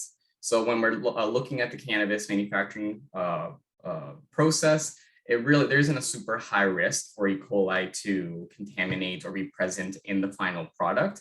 But while it is an unlikely risk, it can be a really good indicator because it is a fecal coliform. A lot of the times it can be used to not only represent if there are other pathogens present. If E. coli is present, it can be indicative that other pathogens can be present, as well as it can indicate sanitary conditions at the facility. So it really can just kind of be telling as to how the production facility is operating and maybe where you could control different areas when it comes to sanitation. Moving forward, we're going to talk about Salmonella. There are only 2 species of Salmonella, but generally speaking, all species of Salmonella are considered pathogenic. It's also an intestinal pathogen like E. coli, and it is also not very uncommon in the environment, more commonly found in soil and water as well. The thing with Salmonella, it is somewhat resistant to low water activity. It is not heat resistant, which is once again a great thing. And when we are talking about Salmonella that is resistant to low water activity, it might not be able to replicate, but it is able to survive and be viable within the product. So the issue or the reason that we focus on Salmonella in the cannabis industry is because there is historical significance. Back in the 80s, there was a Salmonella outbreak in the States, given some product. I mean, back in the day, it would have been illegal, but some product that wasn't properly dried, and there was a Salmonella outbreak. And while it's not going to resist the heat from smoking and from that form of use, you have to consider the different ways in which the product is used. So when we are buying cannabis, we can't assume that it's going to be in a pre-rolled or in an edible. A lot of times it is just going to be loose, dried cannabis that you're going to roll up into your own joint or even a cannabis cigarette.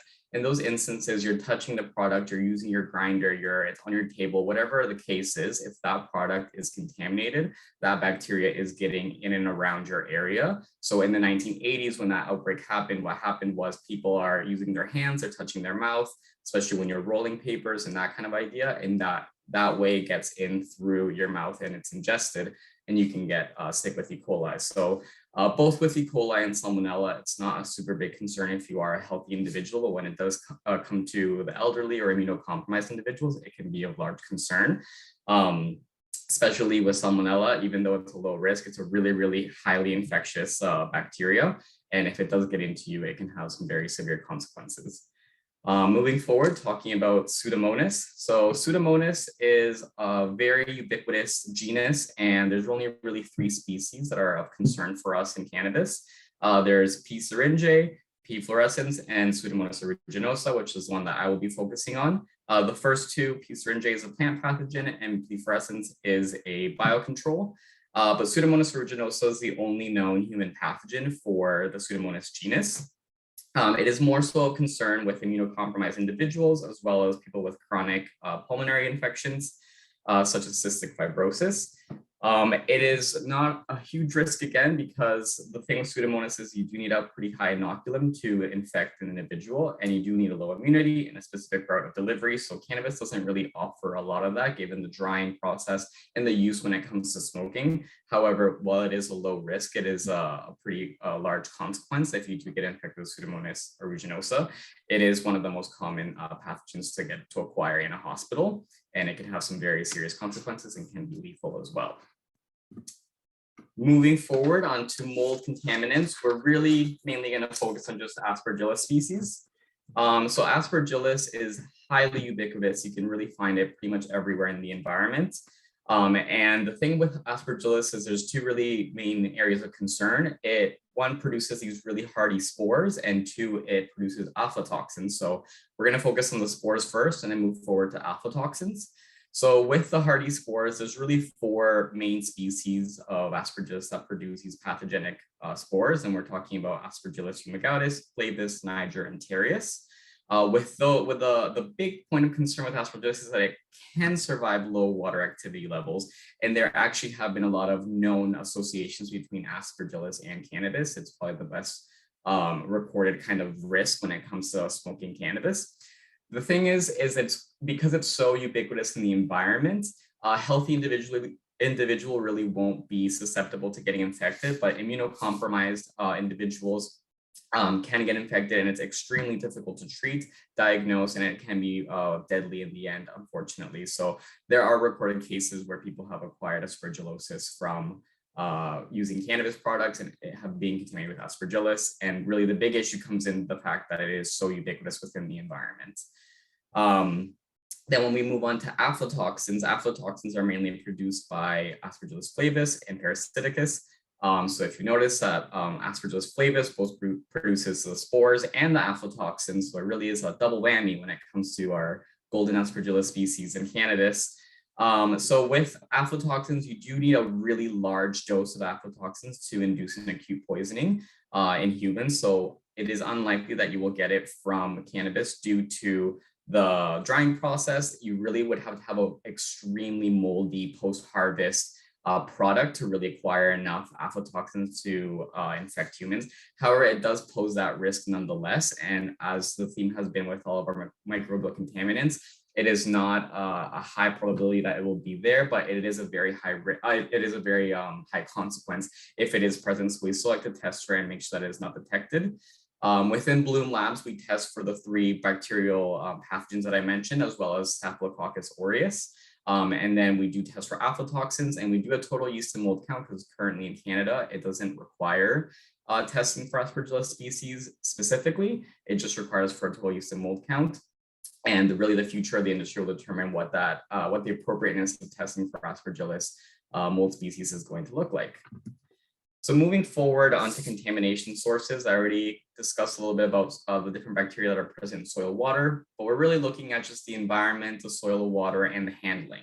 So in the environment, bacteria are all around us, they're in the air, they live amongst us, and a lot of times they are very beneficial towards us. However, a lot of the pathogens that I did describe are present just naturally in the environment, mainly Aspergillus, and a lot of times you just really can't control it. It's just naturally how it exists. So when you are looking at the environment, you really have to think about the air that is in your facility and the air currents, where it's coming from, how it's being transferred, and where you can introduce different bacteria, given the fact that the ubiquity of different bacterium in the actual air environment, especially within the soil. The soil is a very, very complex microbial space. So when you're looking at coliforms, that'll be your indicator, or at least in the cannabis industry, we look at biotolerant gram-negative. And when you have a high biotolerant gram-negative count, that's when you're going to have a poor soil quality. So that's another point of concern where you really want to make sure that your soil quality is at a point where it is not causing quality issues within your product. Same with the water. There's different irrigation system. It really is kind of case dependent. But you want to make sure that wherever you're sourcing your water, that it is not a source of contamination for microbes. And handling as well, when you're talking about your personnel and your sanitation practices and your PPE practices, as well as people coming in and out of the facility. Everything that you bring with you into the facility that can affect the product. So how you handle it, you really need to make sure that there's kind of those control points to ensure that you're not contaminating the product based on what you're bringing in as an individual. So when you're looking at contamination during the production, we're really mainly looking at 2 areas, the plant growth and the processing side. I'm going to focus a little bit more on the processing side because, as I did mention previously, in the plant growth phase, plants are, or the cannabis plant is actually quite antimicrobial, which is amazing, and it's really something that we should be researching more into. So you're really not going to have a lot of issues there while the plant is living. However, that is when it is in soil, that is when the water is being added, that is when you can introduce those microbes into the environment that can be picked up by the final product. So you really want to make sure that you have appropriate watering systems, and that your humidity is under control, same with your fertilizers, and that your ventilation conditions are in a manner that you're not spreading any sort of undesired microbes in the air.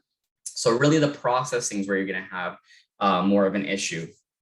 So when you're looking at harvesting and trimming, that's going to be your biggest point of handling. And that's when you really want to control your different manufacturing practices and really ensure that you're following GMP to make sure that you're not contaminating the product as an individual.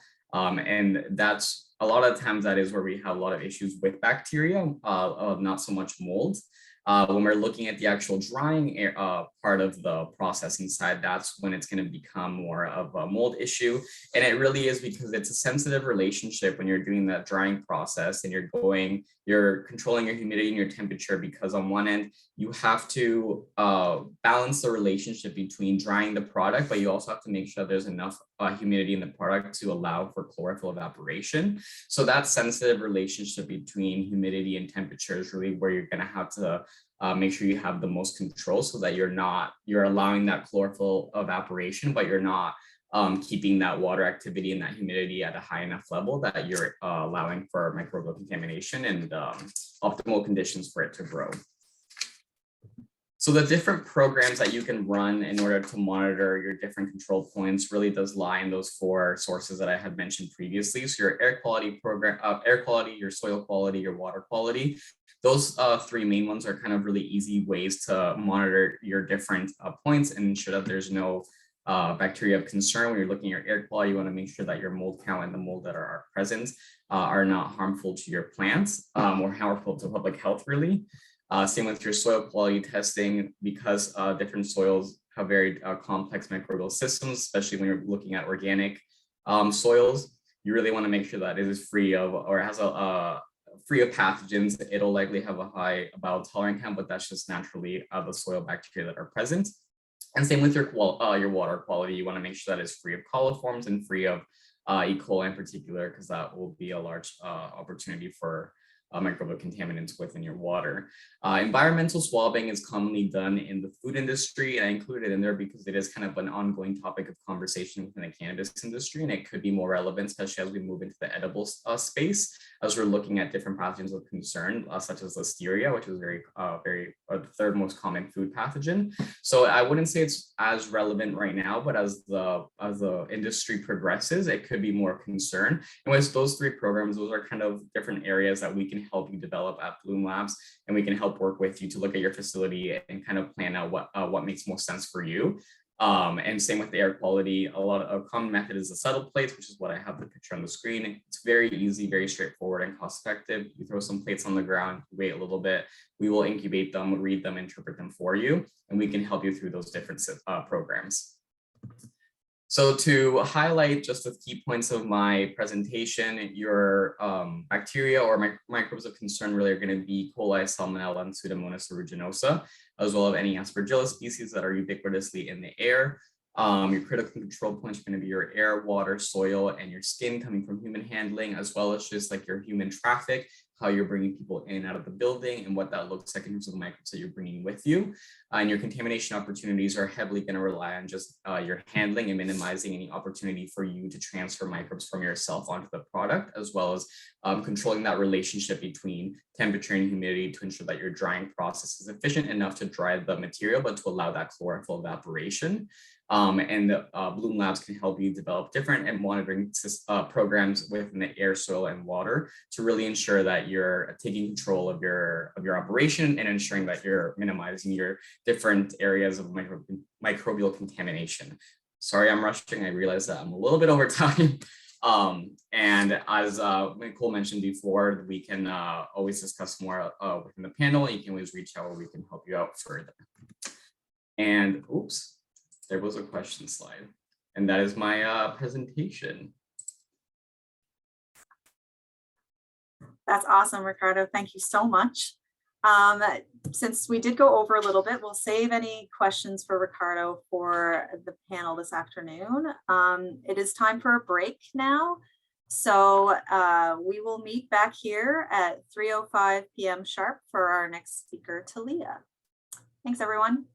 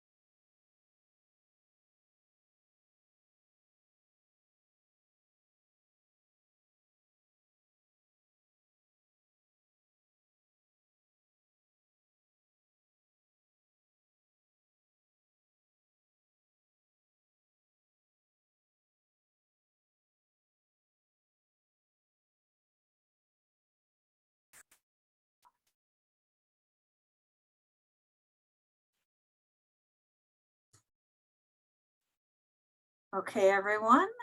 Hopefully everyone is back from their break. It is 3:05, so we will continue on with our program. Our next speaker is Talia Plaskett. Hey, Talia. Talia is our protected crop specialist, and cannabis is in her wheelhouse.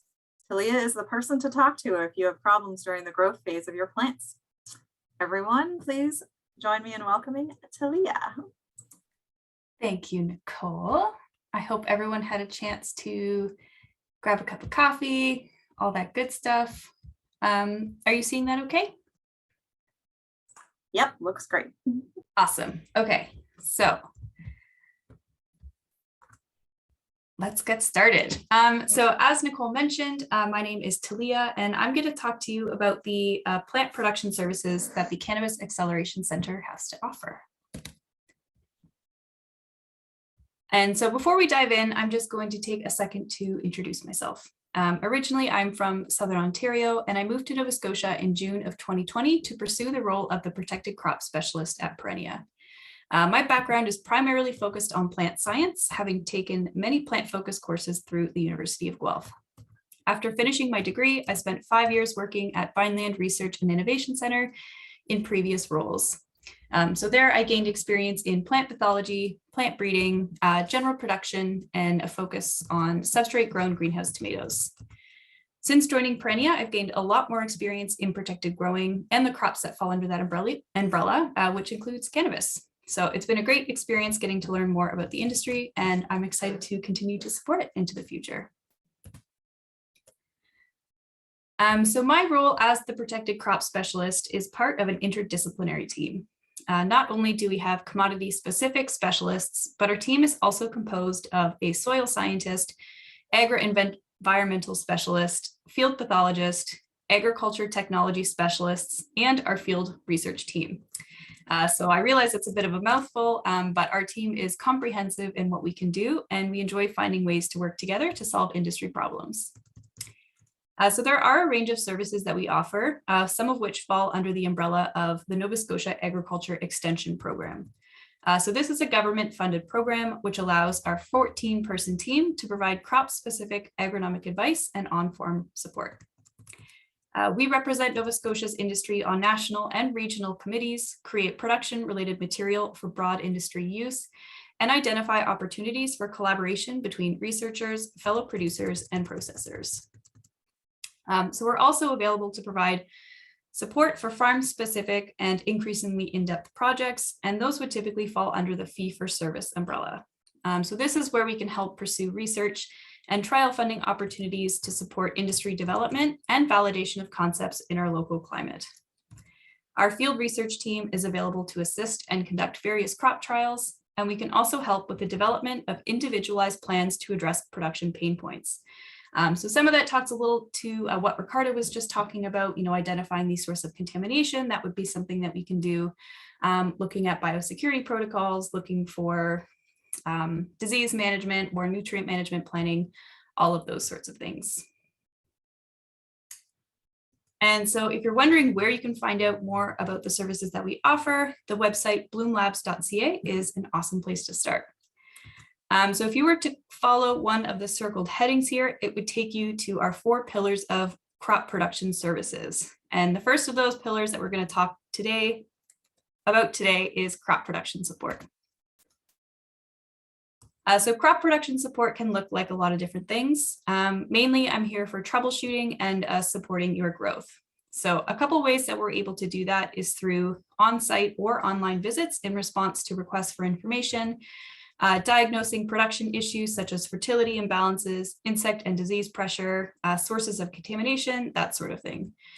So we're here to transfer learnings from relevant conferences and workshops pertaining to cannabis production and create production-related material for industry use. We're also available to do consultation, whether that's on farm or remotely. We will work with you to get to the root of the problem. And whether that's fertility recommendations, biosecurity protocols, identifying abiotic or biotic stresses, or various management strategies. And so if we jump back to our crop production portal on bloomlabs.ca, you will find we'll take a closer look at the second pillar here and some of the things that fall under the general extension program when it comes to production information and education opportunities. So we're looking at a few screenshots just to help orient yourself on the pages a little bit and get an idea of the types of information that can be found here. And so if you expand any of the headings on the right-hand side here, you'll start to get access to some of the things that we've produced so far. Otherwise, I'm just going to take you through a quick summary here. So this conference is an excellent example of some of the sorts of material that Perennia strives to put together. So through attendance to workshops and conferences, we're able to get to know who the experts in the field are and identify them and pick them out to come and talk to you guys today on hopefully something that is beneficial. There we go. Here's an example of one of the fact sheets that I've put together. And so a lot of these fact sheets are spurred by comments or questions from producers that come up on visits or chats or emails or however they choose to get in touch. So if there is anything in particular that you're looking to learn more about, definitely don't hesitate to reach out. Even if those questions are sort of building on some of the content that's already out there, there's absolutely no reason why we can't expand on that. And so while some of this material is going to be headed up by myself, there are plenty of opportunities for our agri-services team to work together as well. And so one of those opportunities is actually coming together to discuss pesticide label changes impacting horticulture. So this is an awesome webinar to get the scoop on both commodity-specific label changes, but also to see how those changes are impacting horticulture as a whole. So this is slotted to take place next week on March 22nd. So if you're interested in hearing about the cannabis-specific product changes that have taken place from 2021 to 2022, then check out perennia.ca for the registration details or reach out to me and I can point you in the right direction. Okay, up next we have a fact sheet just looking at the basics between different greenhouse structures and the pros and cons associated with each of them, just to try and point people in the right direction. So protected production is gaining a lot of traction in agriculture, and this is one of the ways that we can try and support people in the early days of transitioning to greenhouse. Next up is an awesome schematic on identifying nutrient deficiencies, and this comes out of an older fact sheet that was put together by the horticulture team. So this one's particularly useful to compare how the symptoms look compared to other nutrient deficiencies to try and get an accurate diagnosis. So this guide can be found on bloomlabs.ca if you want to take a look at the rest of the information there on working through nutrient deficiencies and figuring out what that issue is. Virtual field days is a relatively new to Perennia initiative that first took hold in 2022. So the COVID situation obviously posed complications to our usual field day models. So we decided to go ahead and organize a series of virtual field tours to try and highlight the work being done across Nova Scotia while abiding those provincial restrictions. So here's an example of one of our sessions from 2021, where we took a look at various technologies and agriculture across a handful of commodities. And so these are all posted on Perennia's YouTube channel in case you wanted to go check those out. And so in addition to the larger extensions activities that take place like webinars, fact sheets, virtual field days, I'm also part of the team that contributes to our cannabis specific blog. So this is meant to serve as a resource center for producers where we can post industry related updates that don't necessarily fit in on the website. So it's a great place to stay up to date with the work that Perennia and Bloom Labs are doing, as well as things that are coming up in the industry. So these posts are not necessarily always going to be focused on our work. It's more just to highlight good opportunities and quality information. So if you're interested in checking out the blog, I have a QR code at the end of my presentation, and that should take you where you need to go. Getting into the weeds is another horticulture team effort where we organize a series of talks throughout the winter months to address some of the biggest issues the industry had seen throughout that year. This one's pretty cool, where we get to see commodity specific talks, but it's also meant to be relevant to horticulture as a whole. So for example, back in 2020, it was a particularly dry year and we had a lot of issues with irrigation and water management. So that was the focus of our series that year. And so as a part of that team, I was able to push for sessions on substrate-based production, as well as how to manage irrigation in substrate. So really there is a little something for everyone in the seminar series, and these are also posted on YouTube in case you wanted to look back at this. And finally, we'll just close off a shot of my most recent fact sheet on soilless substrates. So before we move on, I do just want to emphasize that all of this work has been in response to industry demand. So conversations with producers are the main source of information we have to base our extension efforts on. So absolutely do not hesitate to reach out to myself or the general Bloom email if you have topics you want to learn about, things you're struggling with, things you're interested in, really anything and everything. And we can try to cater our material towards those things. Oh, I also want to mention that all of the things that I covered in that previous slide are all available for free. So even better, no reason not to let us know what you guys are thinking about. Okay, so after that overview on the production material that I'm involved in creating, I also want to take some time to focus on pest management. So when it comes to pest management, my role includes pest identification, recommendations relating to IPM practices for insects and diseases, as well as sitting on national advisory committees on pest management. For other protected crops, I sit at the table for discussions around pest issues and possible integrated pest management solutions.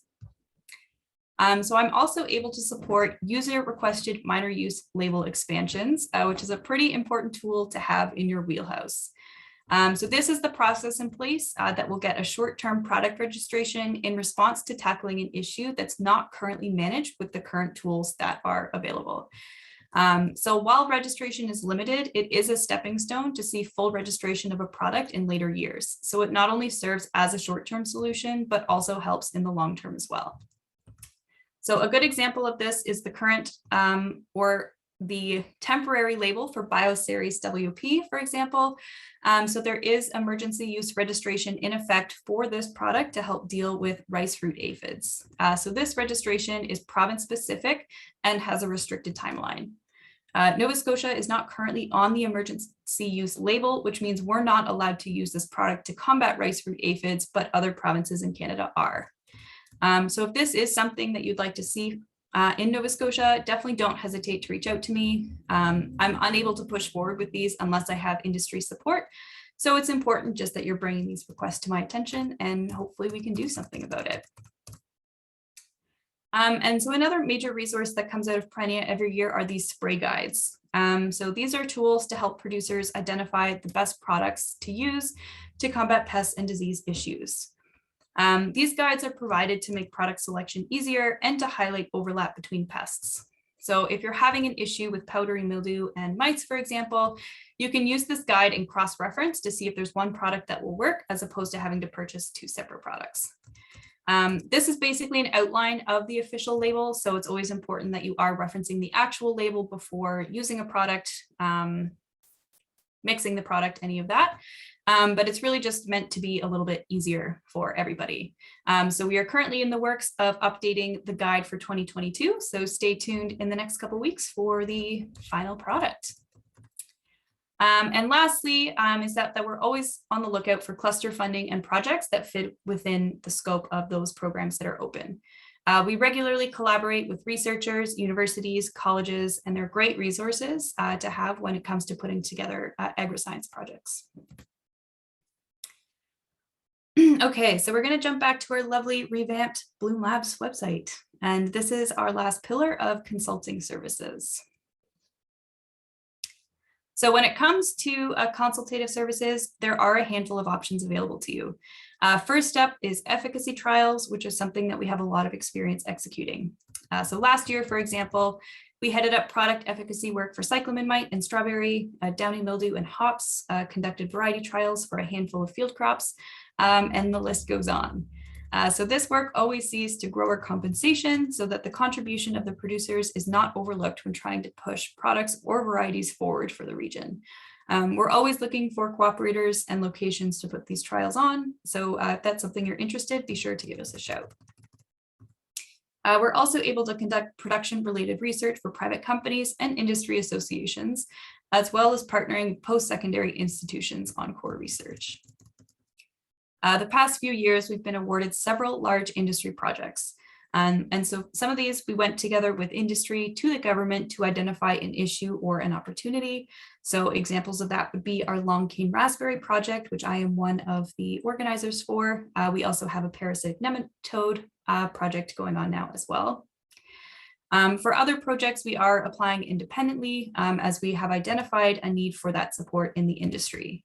So one of the big ones that was recently announced is the On-Farm Climate Action Fund, which is an awesome pool of money that's going to go directly into the pockets of the farmers. So lots of good stuff there. And generally, we are pretty well versed at identifying these funding opportunities for industry development work. So if that's something you're interested in, we are here for you. All right, so I wanted to say thank you for listening to this brief overview on what Perennia can offer when it comes to the production of cannabis. You'll see that we have this QR code for our blog if you want to check that out. And as I have harped on and will harp on one more time, if you have any questions, comments, feedback on anything you saw here today, please don't hesitate to reach out to myself or the general Bloom Labs email, and we can point you in the right direction. We're still really working on developing what our cannabis program looks like. So any and all feedback is appreciated to support the building of a network that will hopefully directly benefit you. And with that, I'm super excited to introduce our speaker this afternoon, Dr. Zamir Punja. So for those of you who don't know him, Dr. Punja is a professor of plant pathology and biotechnology at Simon Fraser University with expertise in plant pathogens, tissue culture, and molecular biology. Before joining Simon Fraser University, Zamir was the manager of plant biotechnology for Campbell Soup Company, where he worked on carrot diseases. Since then, his research has included work with greenhouse vegetables, ginseng, blueberry, and wasabi. Recently, his lab has been developing methods for identifying and managing new and emerging diseases in cannabis. Dr. Punja's work with cannabis has produced many scientific publications and established him as one of the leading cannabis disease researchers in North America. He actually has a book on the way, which hopefully we will see in the next couple months. And with that, I'm going to hand it over to Dr. Punja.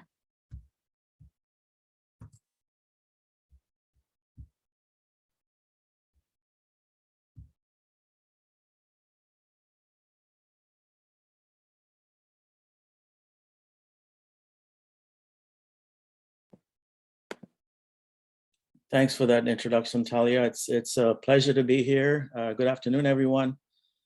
I've been working on cannabis diseases for probably about 4 years now. And what I want to do today is sort of share with you the highlights of some of the findings that we've made.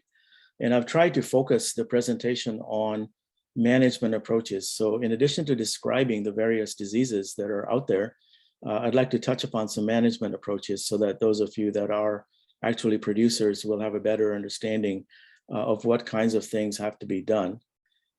There's probably a lot of information in here. I know you will get a copy of the slides, but again, my email is up here, punja@sfu.ca, should you need to reach out after this webinar. So I'll focus primarily on cannabis diseases in the greenhouse. And I know some producers grow indoors. I don't think the data that I present is going to be much different, the fact that we're in a greenhouse versus indoors. And so I think there's relevance to both methods of production. And as you'll see here, I've tried to group the diseases based on what they infect. So you've got the root infecting pathogens, you've got the foliar infecting pathogens, and then you've got the flower infecting pathogens. And all of these are important. Depending on exactly when the diseases start to show up. And of course, the management approaches are going to vary depending on the pathogen and the extent to which the disease is present. So it is going to vary depending on what you find is actually affecting your cannabis plants. So here's what the greenhouse production looks like. This is a large scale greenhouse, and what you see are plants that are pretty close to harvest. And as you know, they come in here and manually remove these large buds or inflorescences, and then they'll go down and remove all the other lateral flowers as well. And then in this particular production system, these flowers are then, the leaves are removed and they're trimmed and hung upside down, as you see here, probably for about 5 to 7 days to allow adequate drying to take place. And then the actual individual flowers are removed, and as you see here, are ready for packaging. This is a pretty good slide that shows you very minimal damage and very minimal mold development on these particular this particular product, but it can vary a lot depending on the drying conditions and other factors as well. So just to give you an overview, and this applies to greenhouse production, but it would also apply to indoor or potentially outdoor production. As you know, the cannabis plants are dependent on stock plants or mother plants, which is shown up here on the left, and then cuttings are taken at various times, and these are rooted, usually over a period of 2 weeks. And then from the rooting phase, of course, we get to the vegetative phase where the plants are usually allowed to grow for a couple more weeks, develop a nice root system, and then they are transferred over into the flowering room, where, of course, the day length is adjusted to 12 hours. And these plants will stay here maybe 7-8 weeks. And then they'll go over to flowering. The last slide that I showed you there is at harvest, which usually takes about 2 days. And then drying, probably 5 to 6 days. So you're looking at about 3 to 4 month cycle for one crop of cannabis. So growers will get 3 crops a year if they're able to manage diseases and pests and go back into production. Now, when you think about these diseases or these pathogens, there's several places where they can originate from. And I've just listed the most obvious ones here. Some pathogens are born on the seed. They may be in the seed or outside the seed. They could originate from these mother plants, the stock plants that we talked about that are a source of cuttings. They could also be found on propagated materials. This is particularly important if you're purchasing rooted cuttings from another source. Currently, there's no government regulations that prevent diseased material from being shipped. And I hate to tell you this, but a lot of producers or a lot of nursery operators are shipping material that has pathogens on it. And because of the absence of regulatory considerations, there's not much we can do other than throw them away and request some new ones. So that's something to keep in mind.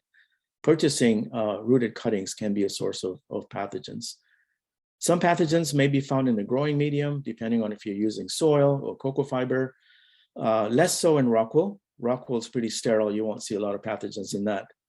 They may already be present in a facility. So for example, if this was a tomato crop and you're now putting cannabis in there, there's a chance that some of these pathogens will carry over onto cannabis.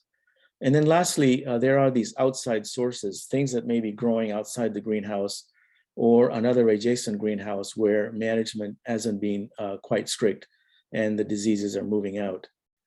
So as a producer, you've got a lot of challenges here in terms of where did the disease come from and what can I do about it? Now, as far as seed goes, it's not a big problem on cannabis because as I mentioned, we use cuttings. And it's only when you start something from seed that you may end up with a pathogen. On hemp, however, these are hemp seeds, you'll see lots of pathogens, particularly species of Alternaria and Fusarium that come in on seeds and can cause damping off and some other problems. So hemp growers have to be aware that if the seed's not cleaned up, you could introduce diseases that way. So for cannabis, as I mentioned, you've got these mother plants. Sometimes growers may leave them for a year or two. And we know that there's a buildup of pathogens in these plants. Sometimes it's viruses, sometimes it's diseases. So you have to check these mother plants very carefully. And when you take cuttings, as you see here, there are incidences where diseases show up on the cuttings themselves. And I'll describe a couple of these diseases in just a second here. So here are the cuttings. These look pretty good right now. They've just been put into the propagation room. They're quite healthy, but over a period of 1 or 2 weeks, we can see problems with damping off. And of course, in damping off, the cuttings literally fall over. And when you look at the root systems or whatever was there, it's all rotted away. And you actually may see mycelium of the fungus growing on that stem cutting. And so when we isolate from these, we find pure cultures, in this case, of Fusarium species that are able to infect these cuttings and cause this problem of damping off. And you can see here, this is rock wool. So there's very little chance that the pathogen came on rock wool. If it was soil, maybe they could have been Fusarium. So we're pretty sure that the source of this Fusarium, as you see here, is from the cutting itself. So here's a close-up. This is a cutting that's been allowed to sit for about 10 days. And this white fuzz that you see here is the Fusarium that's actually growing out of the cutting into the rock wool. And you can see the cutting responds with the yellowing, and eventually, of course, it's going to die. And under conditions of high humidity, the disease will continue to develop. So here, unbeknownst to the producer, they planted out a lot of those cuttings, many of which maybe weren't really showing some drastic symptoms. But the minute they get into the vegetative stage or the vegetative phase, you see the intense yellowing. Almost 50% or more of these plants are going to go down to Fusarium. So any sign of yellowing, even though you may think it's a fertilizer or nutrient deficiency, could actually be Fusarium getting in and causing this kind of a symptom. And then at this point, all of these have to be thrown out, and the grower has to start over, because if you continue using these plants, they'll continue developing disease. So where is this Fusarium coming from? And so we're pretty certain now that mother plants, in some cases mother plants that aren't actually showing any symptoms, can harbor Fusarium internally. And so when you take cuttings from these plants, you'll end up getting this damping off and potentially spread of the pathogen within your propagation room. We'll also see spores spreading in water. If you've got a hydroponic system and you're using a flood system, you will see Fusarium moving in water. As I mentioned, some growing media, particularly if they're not sterile, may include Fusarium in them unknowingly. And then certain crops like tomato or cucumber may also spread Fusarium onto cannabis. But the most important source right here, shown in red, are these cuttings that come from these mother plants. Now, the mother plants may actually only show very general symptoms. So these are two mother plants that I know for sure have Fusarium in them. And you'll see perhaps symptoms of yellowing of the lower leaves. The upper leaves are a bit small. Obviously, this is not a healthy mother plant. And you may think it's nutritional. You may think there's some root pathogens. But when you actually cut into the main stem, and this is what we do routinely to diagnose Fusarium, you cut into that stem and you'll see this discoloration, which is quite typical of Fusarium. And it'll grow in the pith and in the xylem. And when we isolate little pieces of tissue, you can see we get these pure cultures of Fusarium again. And this is Fusarium oxysporum. So it can reside within the mother plants. And if you keep the mother plants for 1 or 2 years, then obviously you're going to have problems with Fusarium showing up in your cutting. So we recommend if you have any mother plants with this kind of a symptom, they should be discarded. Throw them out and start over. So here are the potential sources of where Fusarium comes from. As I mentioned, diseased mother plants that give rise to infected cuttings. If the Fusarium is spreading in water, you may actually find Fusarium in the holding water tanks, which then means your recirculating water, if it's not treated, is going to contain Fusarium, which will then reinfect either the mother plants or young plants. And there are cases where infested peat cocoa medium may have Fusarium in it, as well as airborne spores. There's spores that can move around in the growing facility.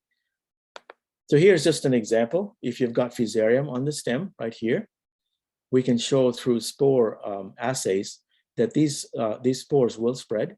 They'll either spread to adjoining plants, or in some cases, they'll spread into the air. And we've seen instances of Fusarium bud rot. These flowers actually get diseased from spores that are spread from infected plants in the air. And so in addition to botrytis that I'll speak to later, you can see Fusarium bud rot if you've got Fusarium infected plants as shown here. So from a research perspective, we need to know what we're dealing with. From a grower perspective, you don't really have to worry about the 5 different species of Fusarium that's out there. The most common one is Fusarium oxysporum, but 65% of the samples. And then there's a bunch of others that from a research perspective, it's important to know. From a management perspective, it probably doesn't matter as long as you know that it's Fusarium. Now, growers don't have a lot they can do against Fusarium. There's no chemicals registered. You certainly have to practice sanitation and make sure that your plants are clean, and obviously you're not planting into infested medium. But what about biological control? What about these agents that I'll talk about? Can they be used for Fusarium? And the answer is yes, provided they're applied early enough. They have to be applied right at the time when you start rooting your cuttings. And again, when those vegetative plants are going into flower, you can use a second application of these biocontrol agents. Whether or not they really work well is going to depend on how well they get established in the root zone. The more establishment you have in the root zone, obviously the better it's going to be for the biological control agent to work. And we're seeing survival of these biocontrols is probably better in things like peat and cocoa fiber that have more moisture and possibly nutrients than in rockwool, although we have seen pretty good survival in rockwool as well.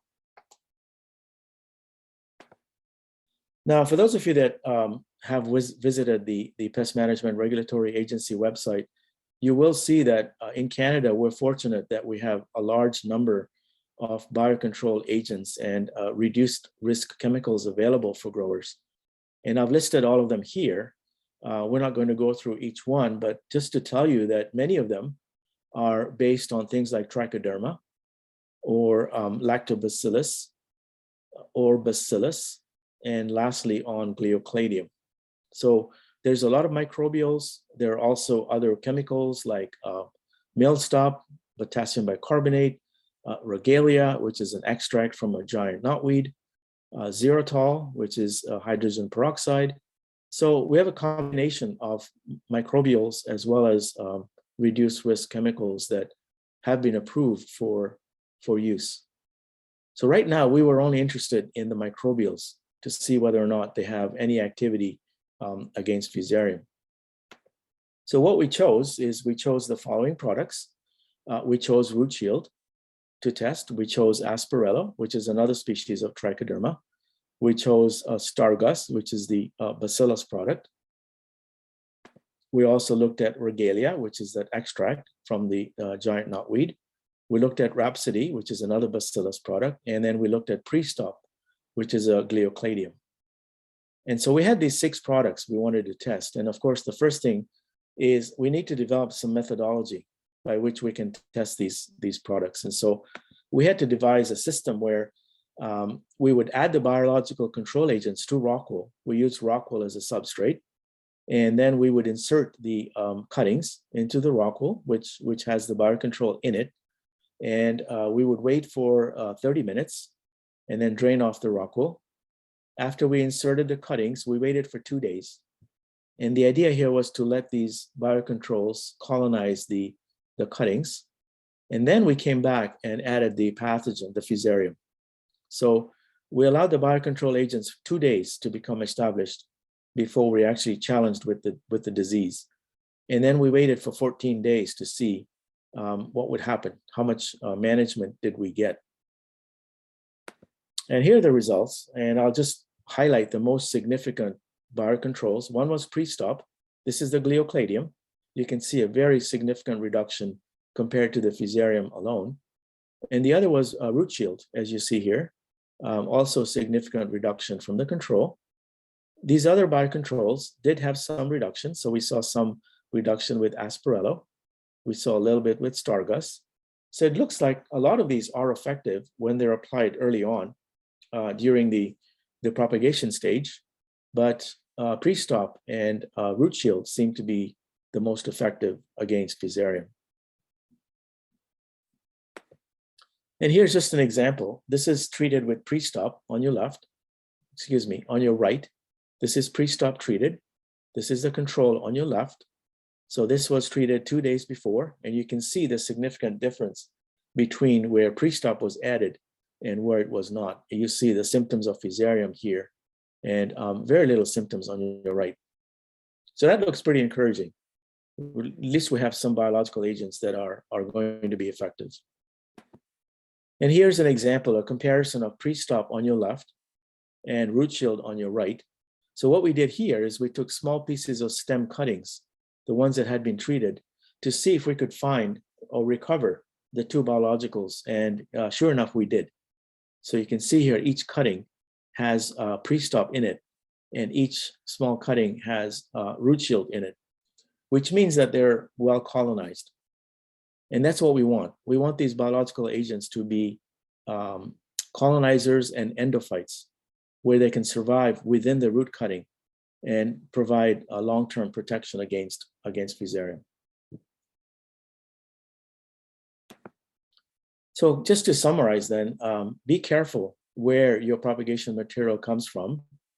If you see plants with yellowing, stunting, maybe some roots are turning brown, I would suggest you test them.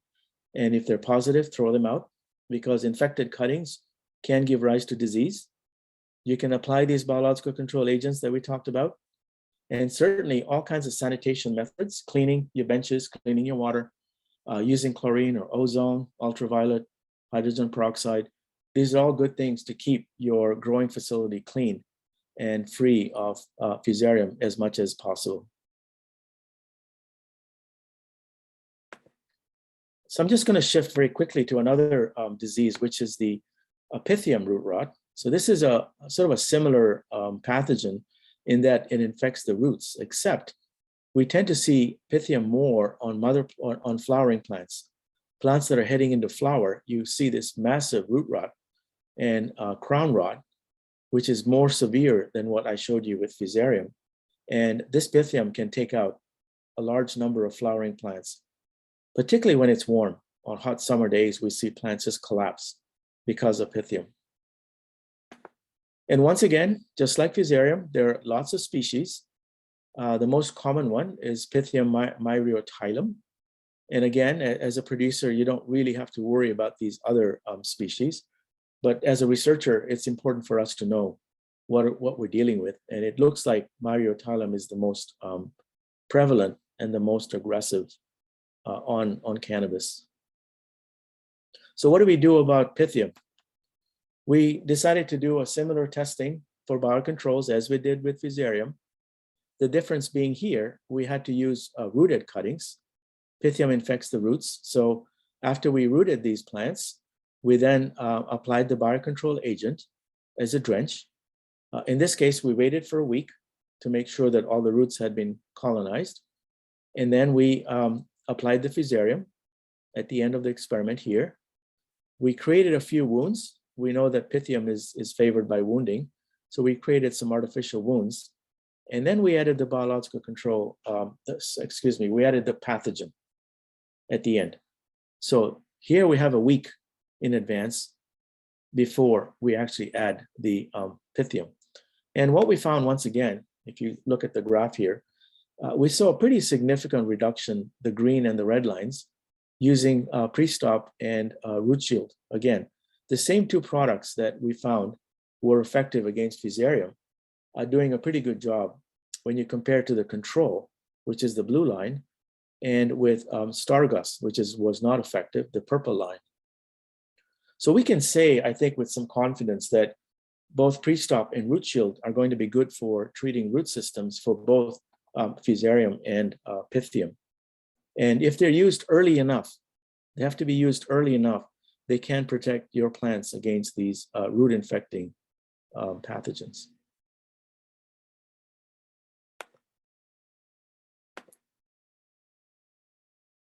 So I'm going to leave the root zone alone now, and we're going to switch to the foliage.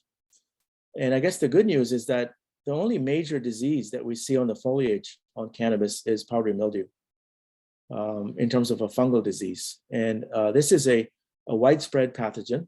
It causes very easy to see symptoms. You see a white growth on the leaf, sometimes on the flower buds. And if you get really severe infection, these buds can't be sold. It's caused by this fungus, Golovinomyces. It's a mouthful to pronounce, but you can just call it powdery mildew, and everybody's going to know what you're dealing with. It can be pretty severe. This is a susceptible strain, And you can see it's almost snow white because the grower hadn't done anything to mitigate the spread of this particular disease. Now, there is one product which qualifies as a chemical, and that is sulfur. Vaporized sulfur can be used unless you're organic. In regular conventional production, you can use vaporized sulfur. And it's quite amazing how well it works against powdery mildew. In this particular experiment or this particular production site, they were not using any sulfur or any other treatment for PM. Now, we know that there are strain differences or genotype differences to powdery mildew. Over here on your lower right are a number of strains that we evaluated. The bars indicate how much disease there was. And you can see out here, the bars that are really low, there's 3 or 4 strains here, were quite resistant to powdery mildew. And in the color photo that I show here, the left side has a susceptible strain and the right has a resistant strain. So as a grower, you can experiment with what strains you have and which ones might be resistant or susceptible to powdery mildew. And I think you'll see some that are quite resilient. And we know now that there are these resistance genes. There's a resistance gene that has been identified in cannabis that provides this resistance to powdery mildew. And it's found in certain strains and not in others. But in the absence of having a resistant strain, what else can you do? So we evaluated UVC. UVC is a wavelength of UV light that can be used on plants. And we obtained one of these handheld UVC units from a company called Clean Light. And we exposed cannabis plants for 3 to 5 seconds every day.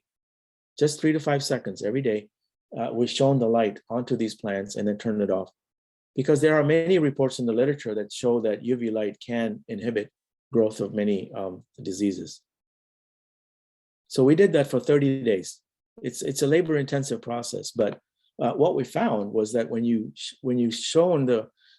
expose plants to UVC light, this is the control, no treatment, lots of powdery mildew. The Clean Light or the UVC treated, powdery mildew goes way down. And over on the right is the data that shows the control versus the Clean Light or the UVC. So UVC can be used, very brief exposure. If you can't use a handheld device, there are these booms that you can purchase that go over the plants 3 to 5 seconds a day, and you will see hopefully a good reduction in powdery mildew development. We also looked at standard materials like millstop.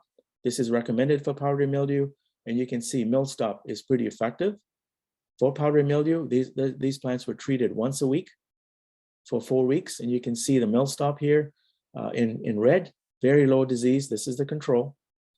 We also tested regalia. Regalia is that product, the extract from the giant knotweed, and it shows some pretty good activity against powdery mildew. So that's another option. Millstop can be harmful to flowers. It can cause some of the trichomes to turn brown.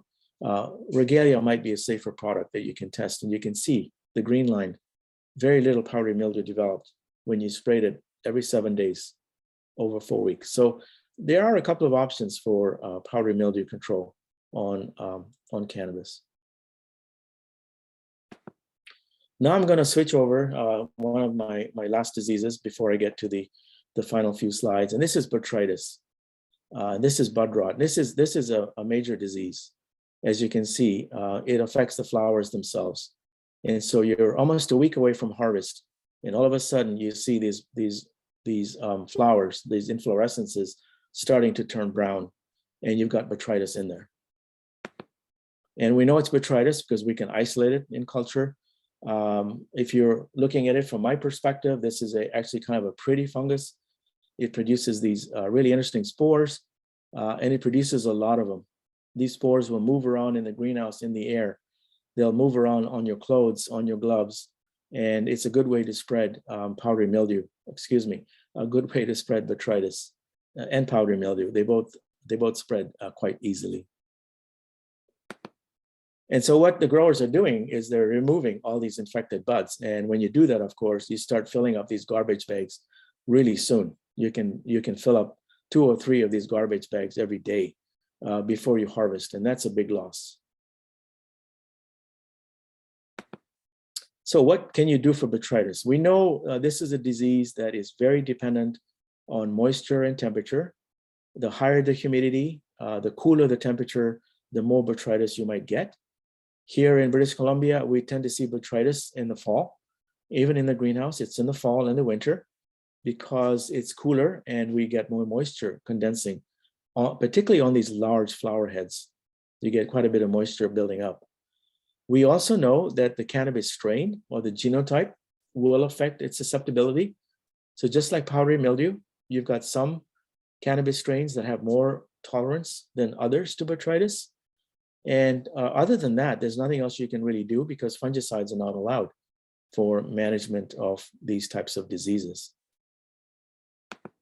So here's an example. This is a strain that is quite susceptible. And you can see on the left, it's healthy. On the right, it's diseased. We're noticing that these leaves, these are called the inflorescence leaves. When a strain has a lot of these inflorescence leaves, it provides a lot of shading. It provides the potential for humidity to build up inside the flower. And over here on the right, you can see where these inflorescence leaves are starting to die. And we think that's one of the reasons why botrytis can be bad, is these inflorescence leaves that are present here may be the sites where the initial infection is actually taking place. And that's something that we're working on to find out what the morphological structure of a cannabis flower, what could make it more sensitive to botrytis than others. And here you see a really good example. These are the inflorescence leaves. The bud on the left is a strain that's very sensitive to botrytis. The one on the right is a strain that has less botrytis that develops naturally. You notice it's only got very few inflorescence leaves. 1, 2, 3, 4, 5, 6, 7. This one's got 15 plus. So we think one of the major differences between strains may be the fact that you've got shading occurring, a buildup of moisture and humidity, and the botrytis just gets in there and causes a problem. It's something we're looking at. The other interesting thing about those two flowers, if I just go back here, this one on the left and this one on the right, the one on the left also builds up a lot of other molds in it. This is a penicillium mold that is building up inside that flower because of the humidity. The one on the right is the other flower bud that has less of these leaves, and you can see it's got less mold overall inside. That's an interesting finding as well. Can we use biological control for botrytis? Maybe. I say maybe because we don't have data yet. We're looking at Stargus, which is the bacillus product. We see bacillus can inhibit the growth of botrytis in a lab, in the petri dish, as you see here. We've tested this bacillus in the lab. And what you find, if you pre-treat the flowers on the right with bacillus compared to the left, where there's no pre-treatment, you see a big reduction in how much botrytis develops. Now, this was done in the lab, so we don't know exactly on a large-scale plant level how this would actually work. But it does indicate that there may be biologicals that are effective against botrytis if they're used early enough and can survive and protect against infection later on. And that's something I think that really needs to be looked at, is management of botrytis using biologicals. And that's something we're looking at as well. There's a number of post-harvest problems. I think Ricardo spoke to some of these fungi and other organisms that can get into the flower during the drying period, during the harvest period. And even though in Canada, we are allowed to use gamma radiation, it's not something that everybody wants to have on their product. It's not something that organic growers can use. It's also something that's really expensive. And so radiation is not an option to manage some of these molds, which can be very problematic. We see a lot of penicillium on flowers. These are harvested flowers, small pieces were taken off and placed on a petri dish. And you can see both penicillium and Aspergillus that grow from these flowers. And that's going to be a problem post-harvest. It reduces the quality of these particular buds. So I've just tried to summarize all of the information we have currently on what factors can potentially cause flower buds to fail passing the yeast and mold test. And I won't spend too much time going through it now. You have this as a reference, but these plants can be contaminated at harvest, during trimming, during drying, from residues left in the greenhouse, from the air, and from other sources as well. It's a real challenge to manage these post-harvest fungi that may grow in flowers. So I'm going to end here in about 3 or 4 minutes and just finish off with viruses. We know there are viruses out there, and many of them still have not been identified. We see symptoms like this a lot, a mosaic that I'm quite certain is a virus. And many growers may have also seen this. Here's another type of a symptom where you see part of the leaflets are showing this mosaic, which I think may be a virus. Okay, so we have symptomology, but we don't necessarily know exactly what we're dealing with.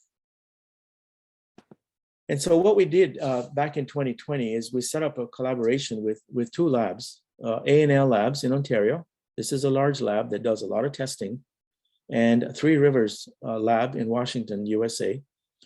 They have tests that they run, usually ELISA tests, or in some cases a PCR test, where they identify from growers what viruses or hop latent viroid may be present. So what I'm going to do is share with you the data that they produced in 2020 and 2021 that shows you the prevalence of viruses in samples submitted by growers to these 2 labs. Okay, now hop latent viroid was also included in their analysis. This is what hop latent viroid can do. Sort of a stunting of plants, curling of the leaves, lateral growth, side growth, as you see here. Sometimes it may not be symptomatic at all.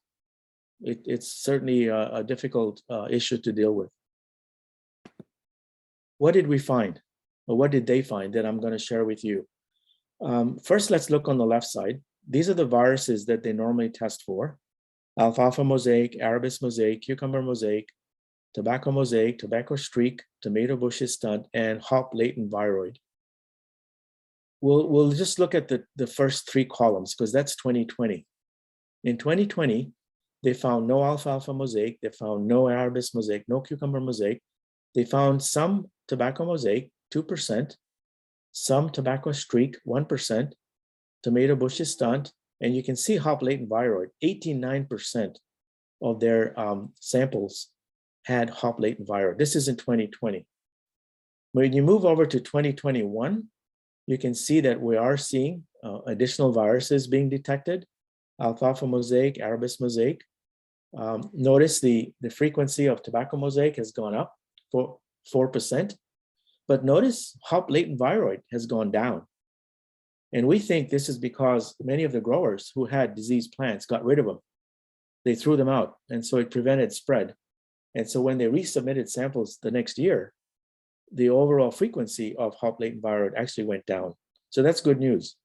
Somehow they're managing this particular problem in their production sites.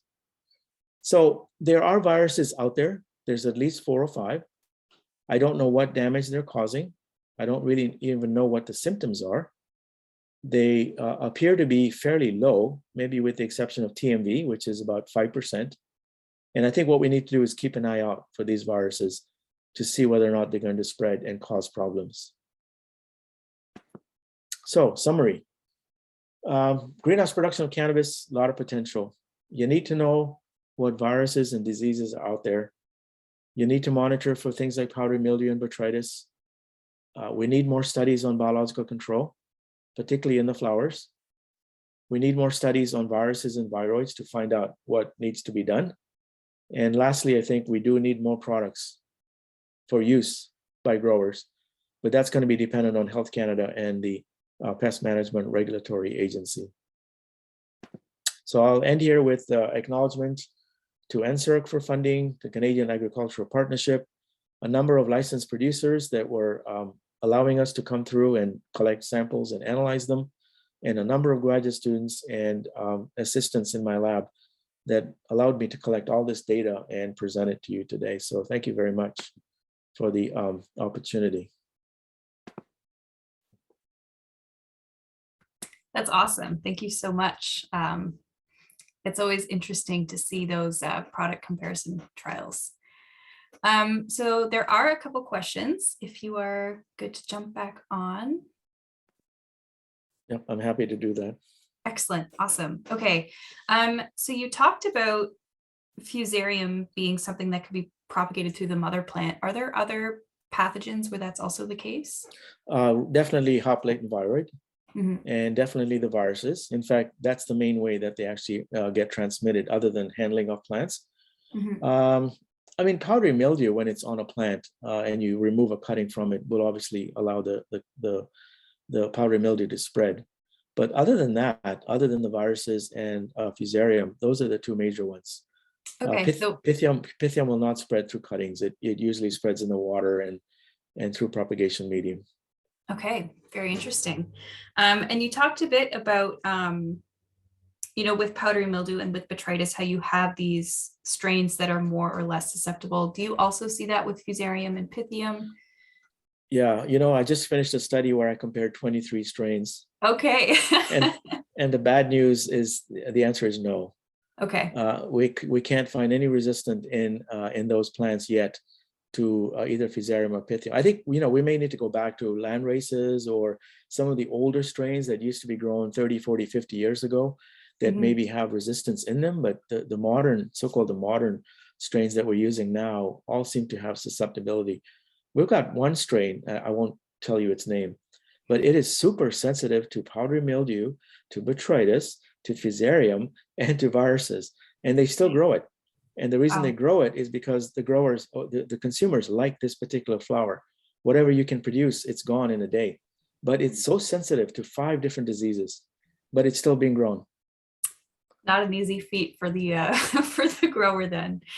Really got the odds stacked against you there. So you talked a bit about, the differences in the substrate that you're using and how you're seeing different colonization of the biological control agents. Are there any ways to sort of encourage establishment of those agents? That's a really good question. I haven't really looked at that, but as you know, a lot of the growers do add various nutrient amendments and other things that may increase the survival. Really what the biological control agents need are roots and nutrients. So if you're supplementing with extra nutrients and you've got a good root system, they should establish reasonably well. Okay. And of course, the more they establish, the longer they hang around in the roots, the better.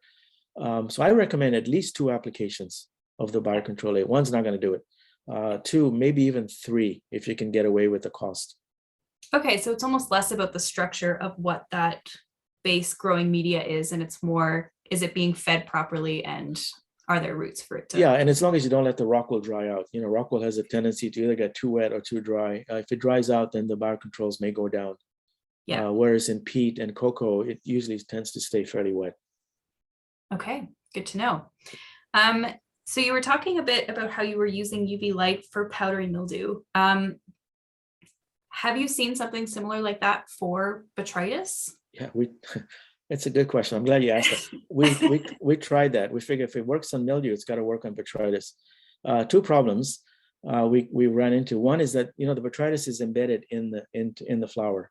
It's protected by the inflorescence, whereas powdery mildew is flat on the surface, and so we had a hard time getting into the flower bud. The other thing we found is that because the plants are various lengths, you're looking at a flowering plant now. When we ran the UV boom over the plants, the tall flowers were actually damaged by the UV, and so we actually had more botrytis because we caused damaged sites on those flowers than we had without the UV.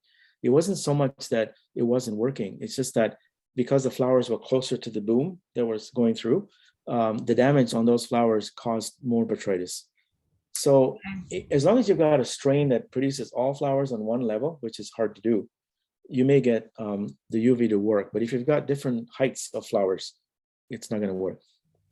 And were you using the same spectrum for the powdery mildew and the botrytis? Yeah. Yes, it's always the same spectrum, because anything off to either side can cause damage to plants.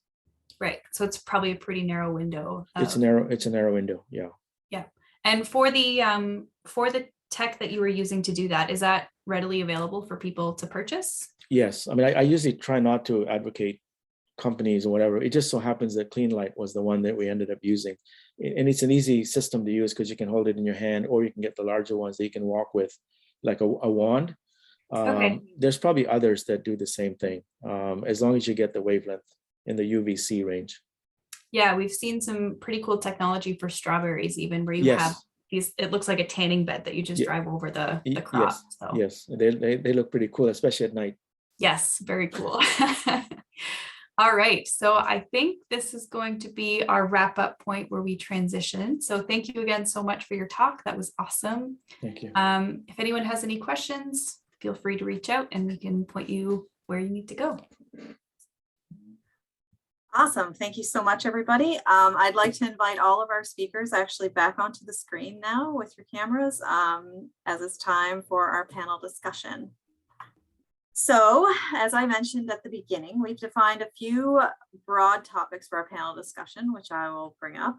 As I bring them up, we encourage you to submit questions for those, as well as any other questions from the talks or related to the cannabis industry and the expertise of the panel.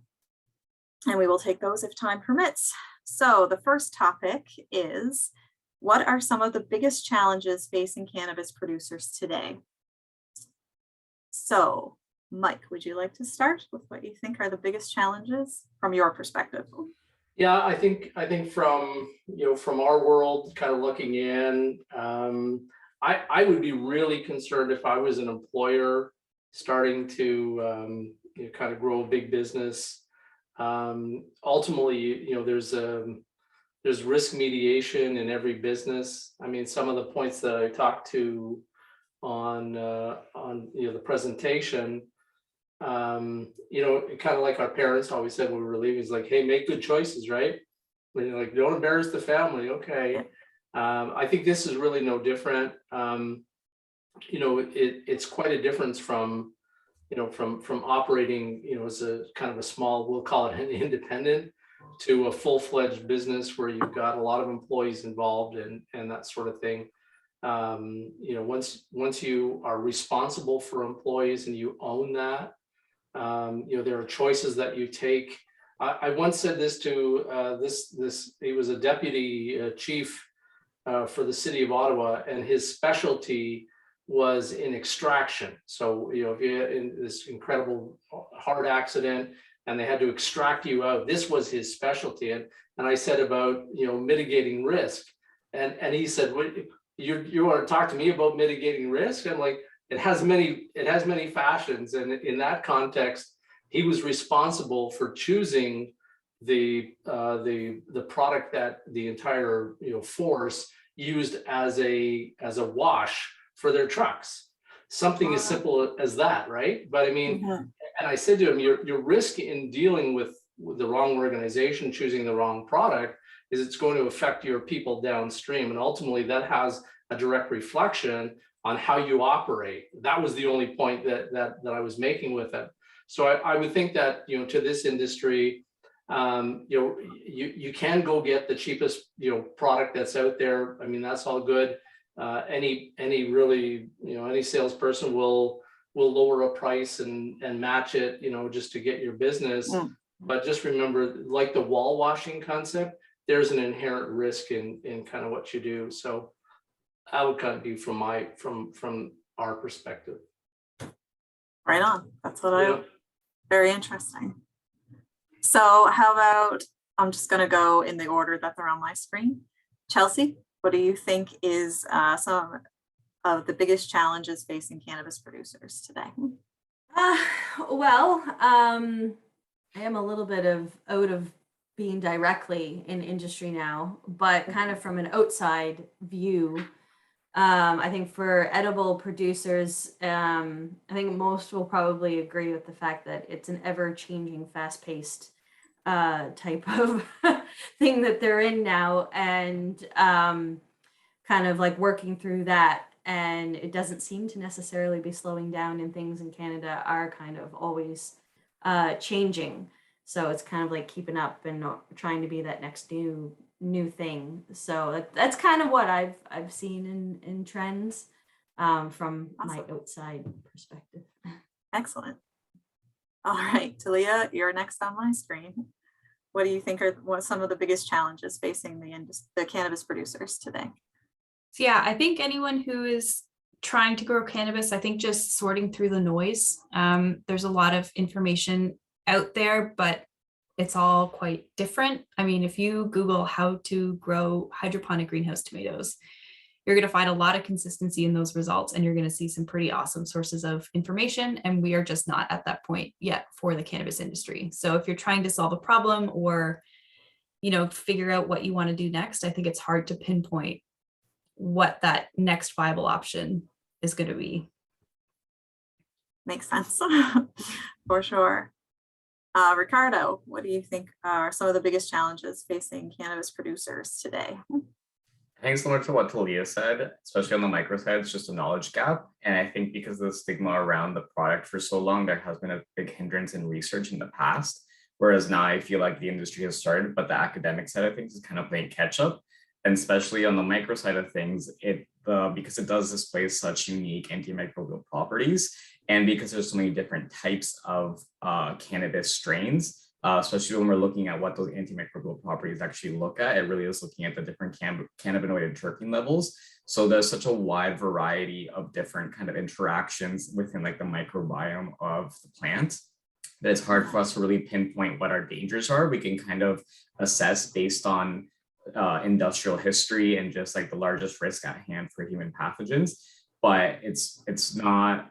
Right now we're kind of at a point where we don't know what's too much, what's appropriate. And like, I think on the regulatory side, in terms of like a governing body, I think more education is really needed to inform the consumer about the associated risks, because a product might be safe, but there are associated risks sometimes when it comes to immunocompromised consumers. And I kind of treat it in terms of like, if you're looking at a nut production, if you have a peanut allergy, you have to look at a package and you have to make sure that it says that it is free of peanuts, because some production facilities might have cross-contamination, so like a similar kind of thing, where sometimes you might have to assume that risk, but that's all kind of up in the air right now. So I'm interested to see where like research takes us and understanding better the relationship between cannabis and the kind of unique property it possesses and how it affects the microbiome of the plant as a whole. Yeah, absolutely. I mean, research, even just legalization allows research access to the sort of standards and stuff they need. And Zamir, what would you say, or Dr. Punja, what would you say are some of the biggest challenges facing cannabis producers today? Well, I think you're all expecting me to say diseases, but I'm not gonna do that. I'm not gonna fall for that trap. And the reason I'm not gonna go there is I've never seen a situation where a disease so far has wiped out a crop. So when we think about diseases, we think about tragedies and things like late blight of potato and things that have had major significance. I haven't seen that yet. Now maybe it's coming. The Armageddon is coming, but right now I see 2, 3, 4, 5% yield losses or 5% mortality, and a lot of growers are happy to work with up to 10% loss because they've kind of built into it in terms of production. I think the biggest challenge right now is competition. There are so many producers out there. Everybody's trying to get a low-cost product. I looked at ranges of what production is, and the lowest is 24 cents a gram, up to $7 production cost. Wow. And that's a huge range. So competition, growers have to be nifty. They got to reduce their cost of production. They got to find a product that consumers can gel with and identify and come back to. You don't want consumers coming in and testing different products each time. You want them to come back and pick the same one again, provided it has that consistency and reproducibility. And I think, as Ricardo mentioned, no post-harvest mold and other losses in there. And we're seeing a lot of companies go out of business or merging with one another, getting larger and larger and larger. And so I think there's going to be a shakeout eventually. It's probably happening now, where only a few large companies are going to survive. Unless you're a niche producer, you've got a really nice product that you can market well and sell to a niche market, you're probably okay. I agree. Okay, let's move on to our second topic. So the second topic is, what are some of the obvious gaps in the current cannabis industry? So some examples that we're giving were like services offered, research, products offered, regulations or deregulations, that sort of thing. And I'll go in a different order. Now, Ricardo, we'll get you to start. I think this kind of follows up on my last answer, but on the regulatory side, which I kind of mentioned in my presentation as well, is the appropriateness of different pathogens. And I feel like what we see a lot in the industry as well is producers don't really know what pathogens to test for. And we get this kind of question often, it's like, do I test for Pseudomonas? Do I test for staph?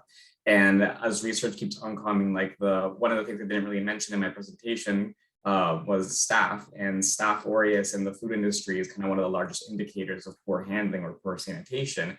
But there's a lot of studies showing that staph or cannabis plants are antimicrobial towards staph, so we can't really use that. But then because it's such a large food pathogen, it's still used in the industry. So the appropriateness of those sorts of tests still need to kind of be determined by governing bodies. And even as I mentioned before as well, in Canada, we only do total yeast and mold count, but only do specific Aspergillus testing. So there's kind of, I think, a lot of gaps there where it's not only taking into account like regulatory bodies such as like Health Canada, but also like what the industry is observing as well. And I think some of it will take time, but I don't know how long Health Canada will take. So that's a whole other can of worms. Yeah, I'm pretty sure, yeah, our participants can relate to that. Yes. Zabir, can I come back to you? What are some of the gaps in the current cannabis? For sure, research. We need research, and we're seeing an uptick in research now, but it's still an obstacle to get a research license, to get a permit to work on cannabis. The obstacles are almost insurmountable sometimes from a research perspective, because we have to follow similar guidelines to producers in terms of security and monitoring and having a vault where you can store your samples and having all sorts of things that from a research perspective, it shouldn't be. I mean, I can walk down the street and pick up, up to my limit of 30 grams of cannabis, no problem. But I can't use even 1 gram of cannabis in my lab without first having a research license. So it's getting better. Certainly Canada is way ahead of the rest of the world, but researchers aren't going to do anything detrimental or negative with the samples that they have. We follow rules like we're asked to, but a lightening of the rules for researchers would be great. Yeah, I agree with that as well. I think if I can jump in as well, I would say I think that the industry can be harsh to micro cultivators. The regulations in place are that they have to sell to a licensed producer. They cannot sell directly to a seller. And so, especially with the number of acquisitions that have happened with larger producers, we're going to see a reduction in the number of these large licensed producers in the market. And that's going to make the competition even for these micro cultivators to sell to even tighter and could result in some price. I just feel like, micro cultivators, I think, need some hand somehow with the regulations. And Talia, I'll move to you. What about you? What do you think are some of the gaps?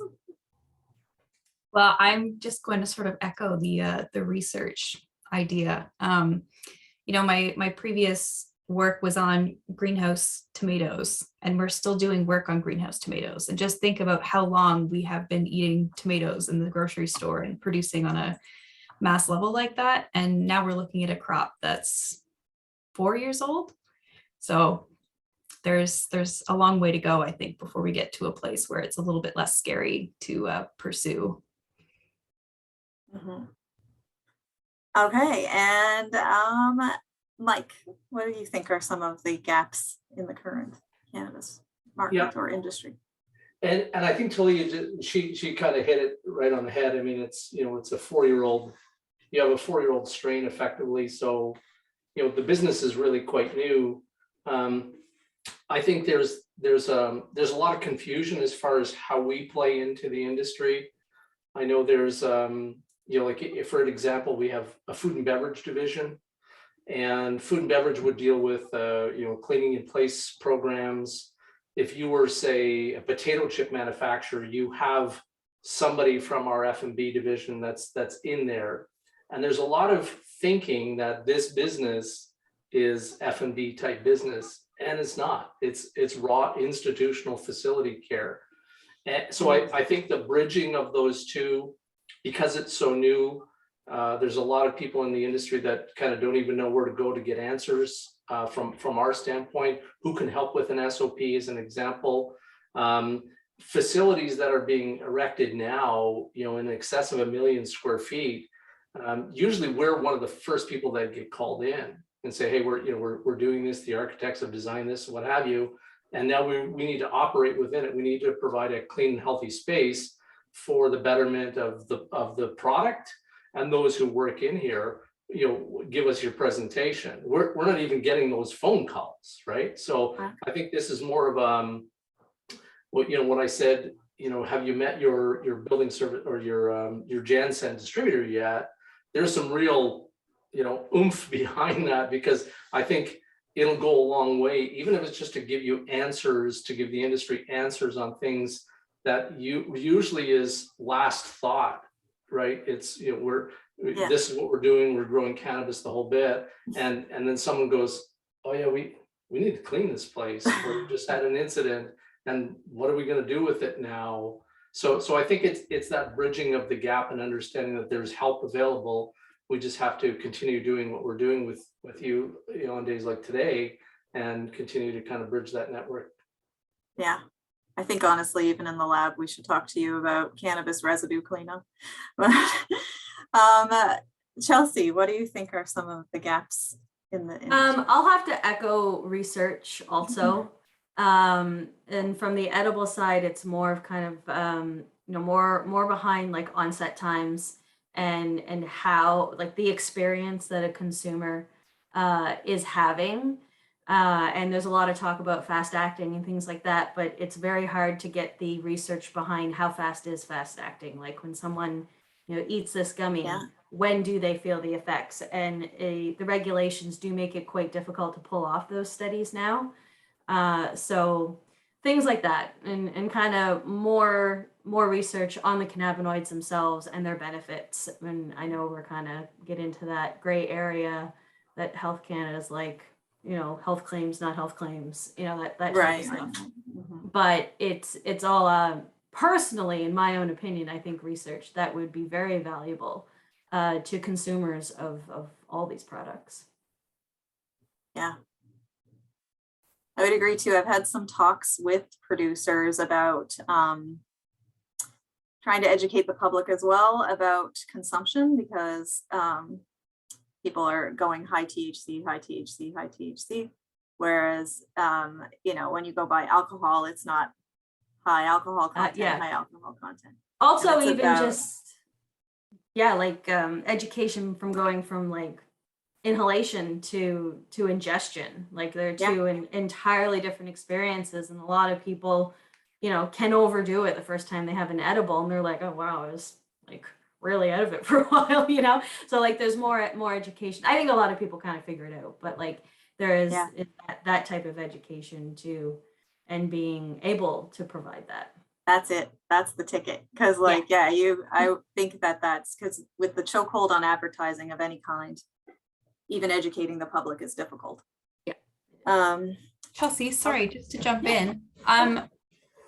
What is the progress, I guess, on having things like a sensory panel? Like, is that something that's possible, or are we still like working out the kinks on that? I did just briefly see an update the other day. It looks like they might, like that, as of like what I last knew, it was like you had to go clinical trial level on this type of stuff. I think they are starting to realize that is very restrictive to people, and I think they're looking into loosening it in some way. But there's a lot involved with getting a group of people together and giving them active cannabis and all the like legal, like there's a lot involved there that companies have to take on if they want to do that. So there is a struggle between regs and that. everything. So I guess the short answer is I don't know. It's definitely more complicated than even doing like beverage tasting, right? Well, I, due to regulations, the second I put cannabis into anything I'm working on, I can't consume it. So, it's like I have to get all of the tastes for clients and everybody kind of, spot on before we put the cannabis in.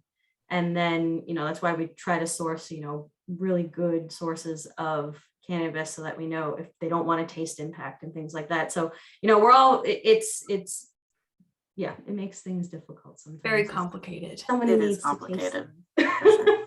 Yeah. Well, I almost feel like when we look at the Cannabis Act and the regulations, they put a lot of emphasis on the known and not so much on the unknown, the known being security, and then unknown being pretty much everything else, which kind of makes it difficult to then get that known to change the regulations where a regulator would feel comfortable for, I guess, like public safety.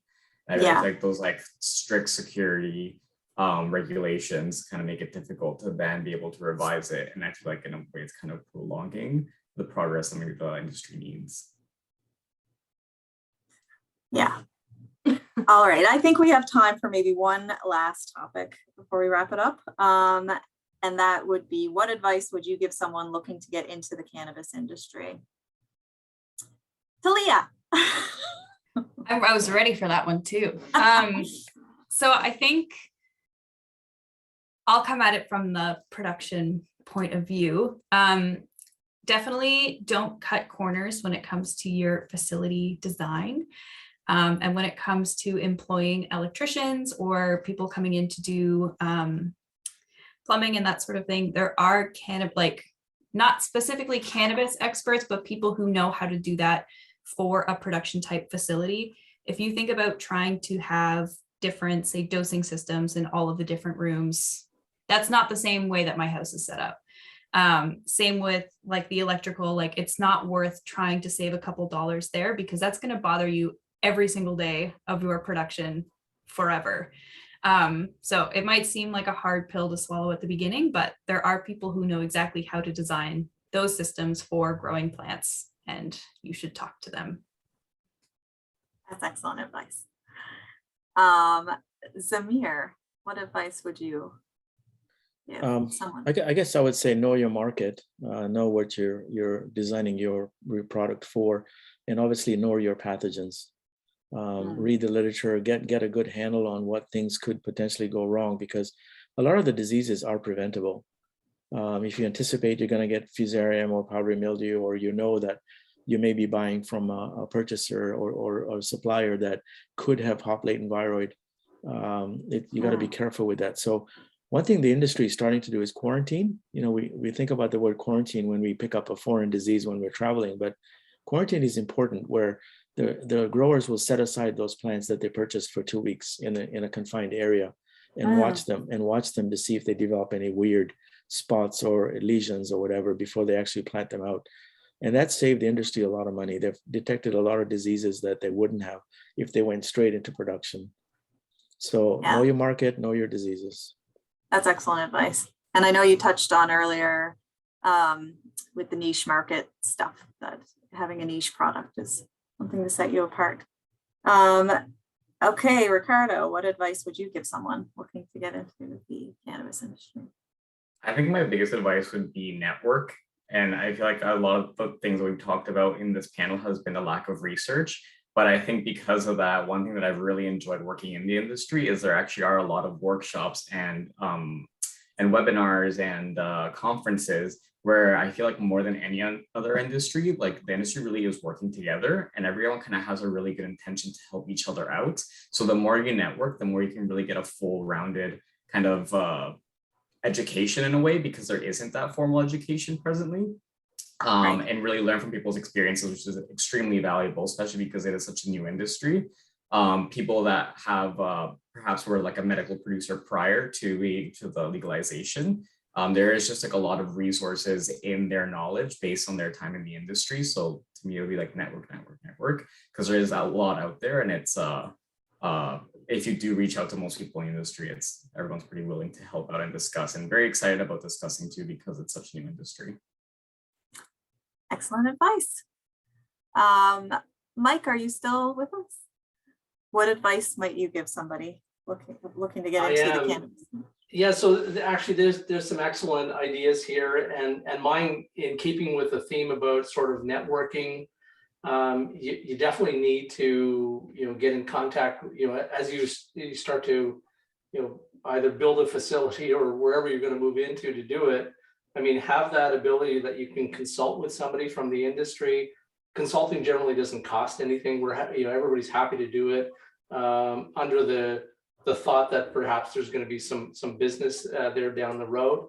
And I think any facility that I've been involved with where they tend to be really strong from an environmental services standpoint, cleanliness, all that kind of stuff, they've actually, and I don't know if this can happen, but it's somebody that's come over from food, somebody that's been involved in sort of immaculate cleaning and understands what the cause and effect of doing that in the facility, because you would actually have somebody within who's already has a lot of kind of raw cleaning background, where it's really important to, and maybe even in a more senior role, supervisory managerial role, who can kind of help guide, set up the SOP at the outset. It's a critical part of business.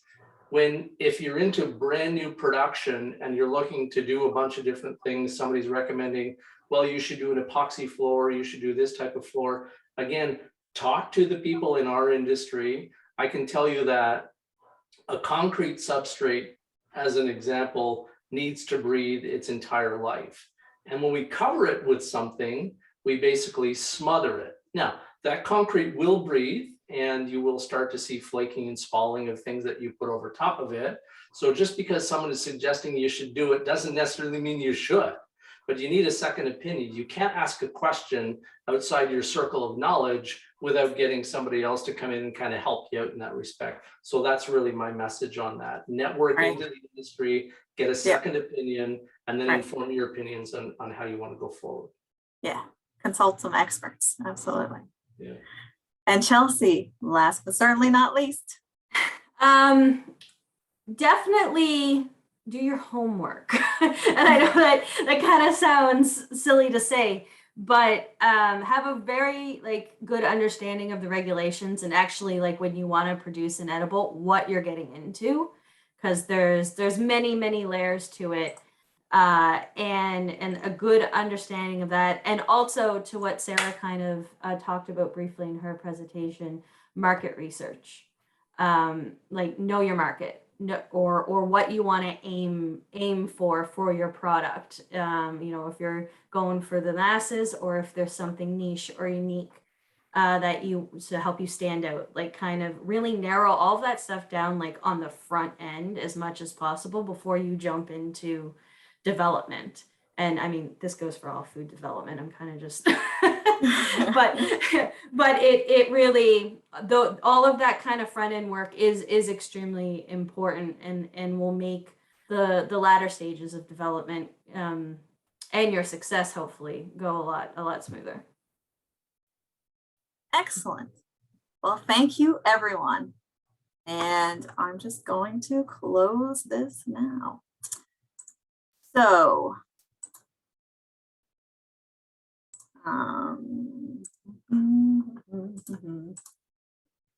So thank you to all of our guest speakers today. What an amazing afternoon of information. Thank you to all of our participants for attending and providing questions. What's next? This was all recorded, and we will be sending you all a video link to that recording. As well, we're going to be sending a follow-up survey. If you have your phone out, you can scan this QR code right now to access that survey, so we can know what we should be bringing you next time. And thank you guys so much. That concludes Cannacopia, Key Concepts for Cannabis Success. Awesome. Bye, Thank everyone. you. Bye. Bye, thank you. Thank you. Bye, everyone.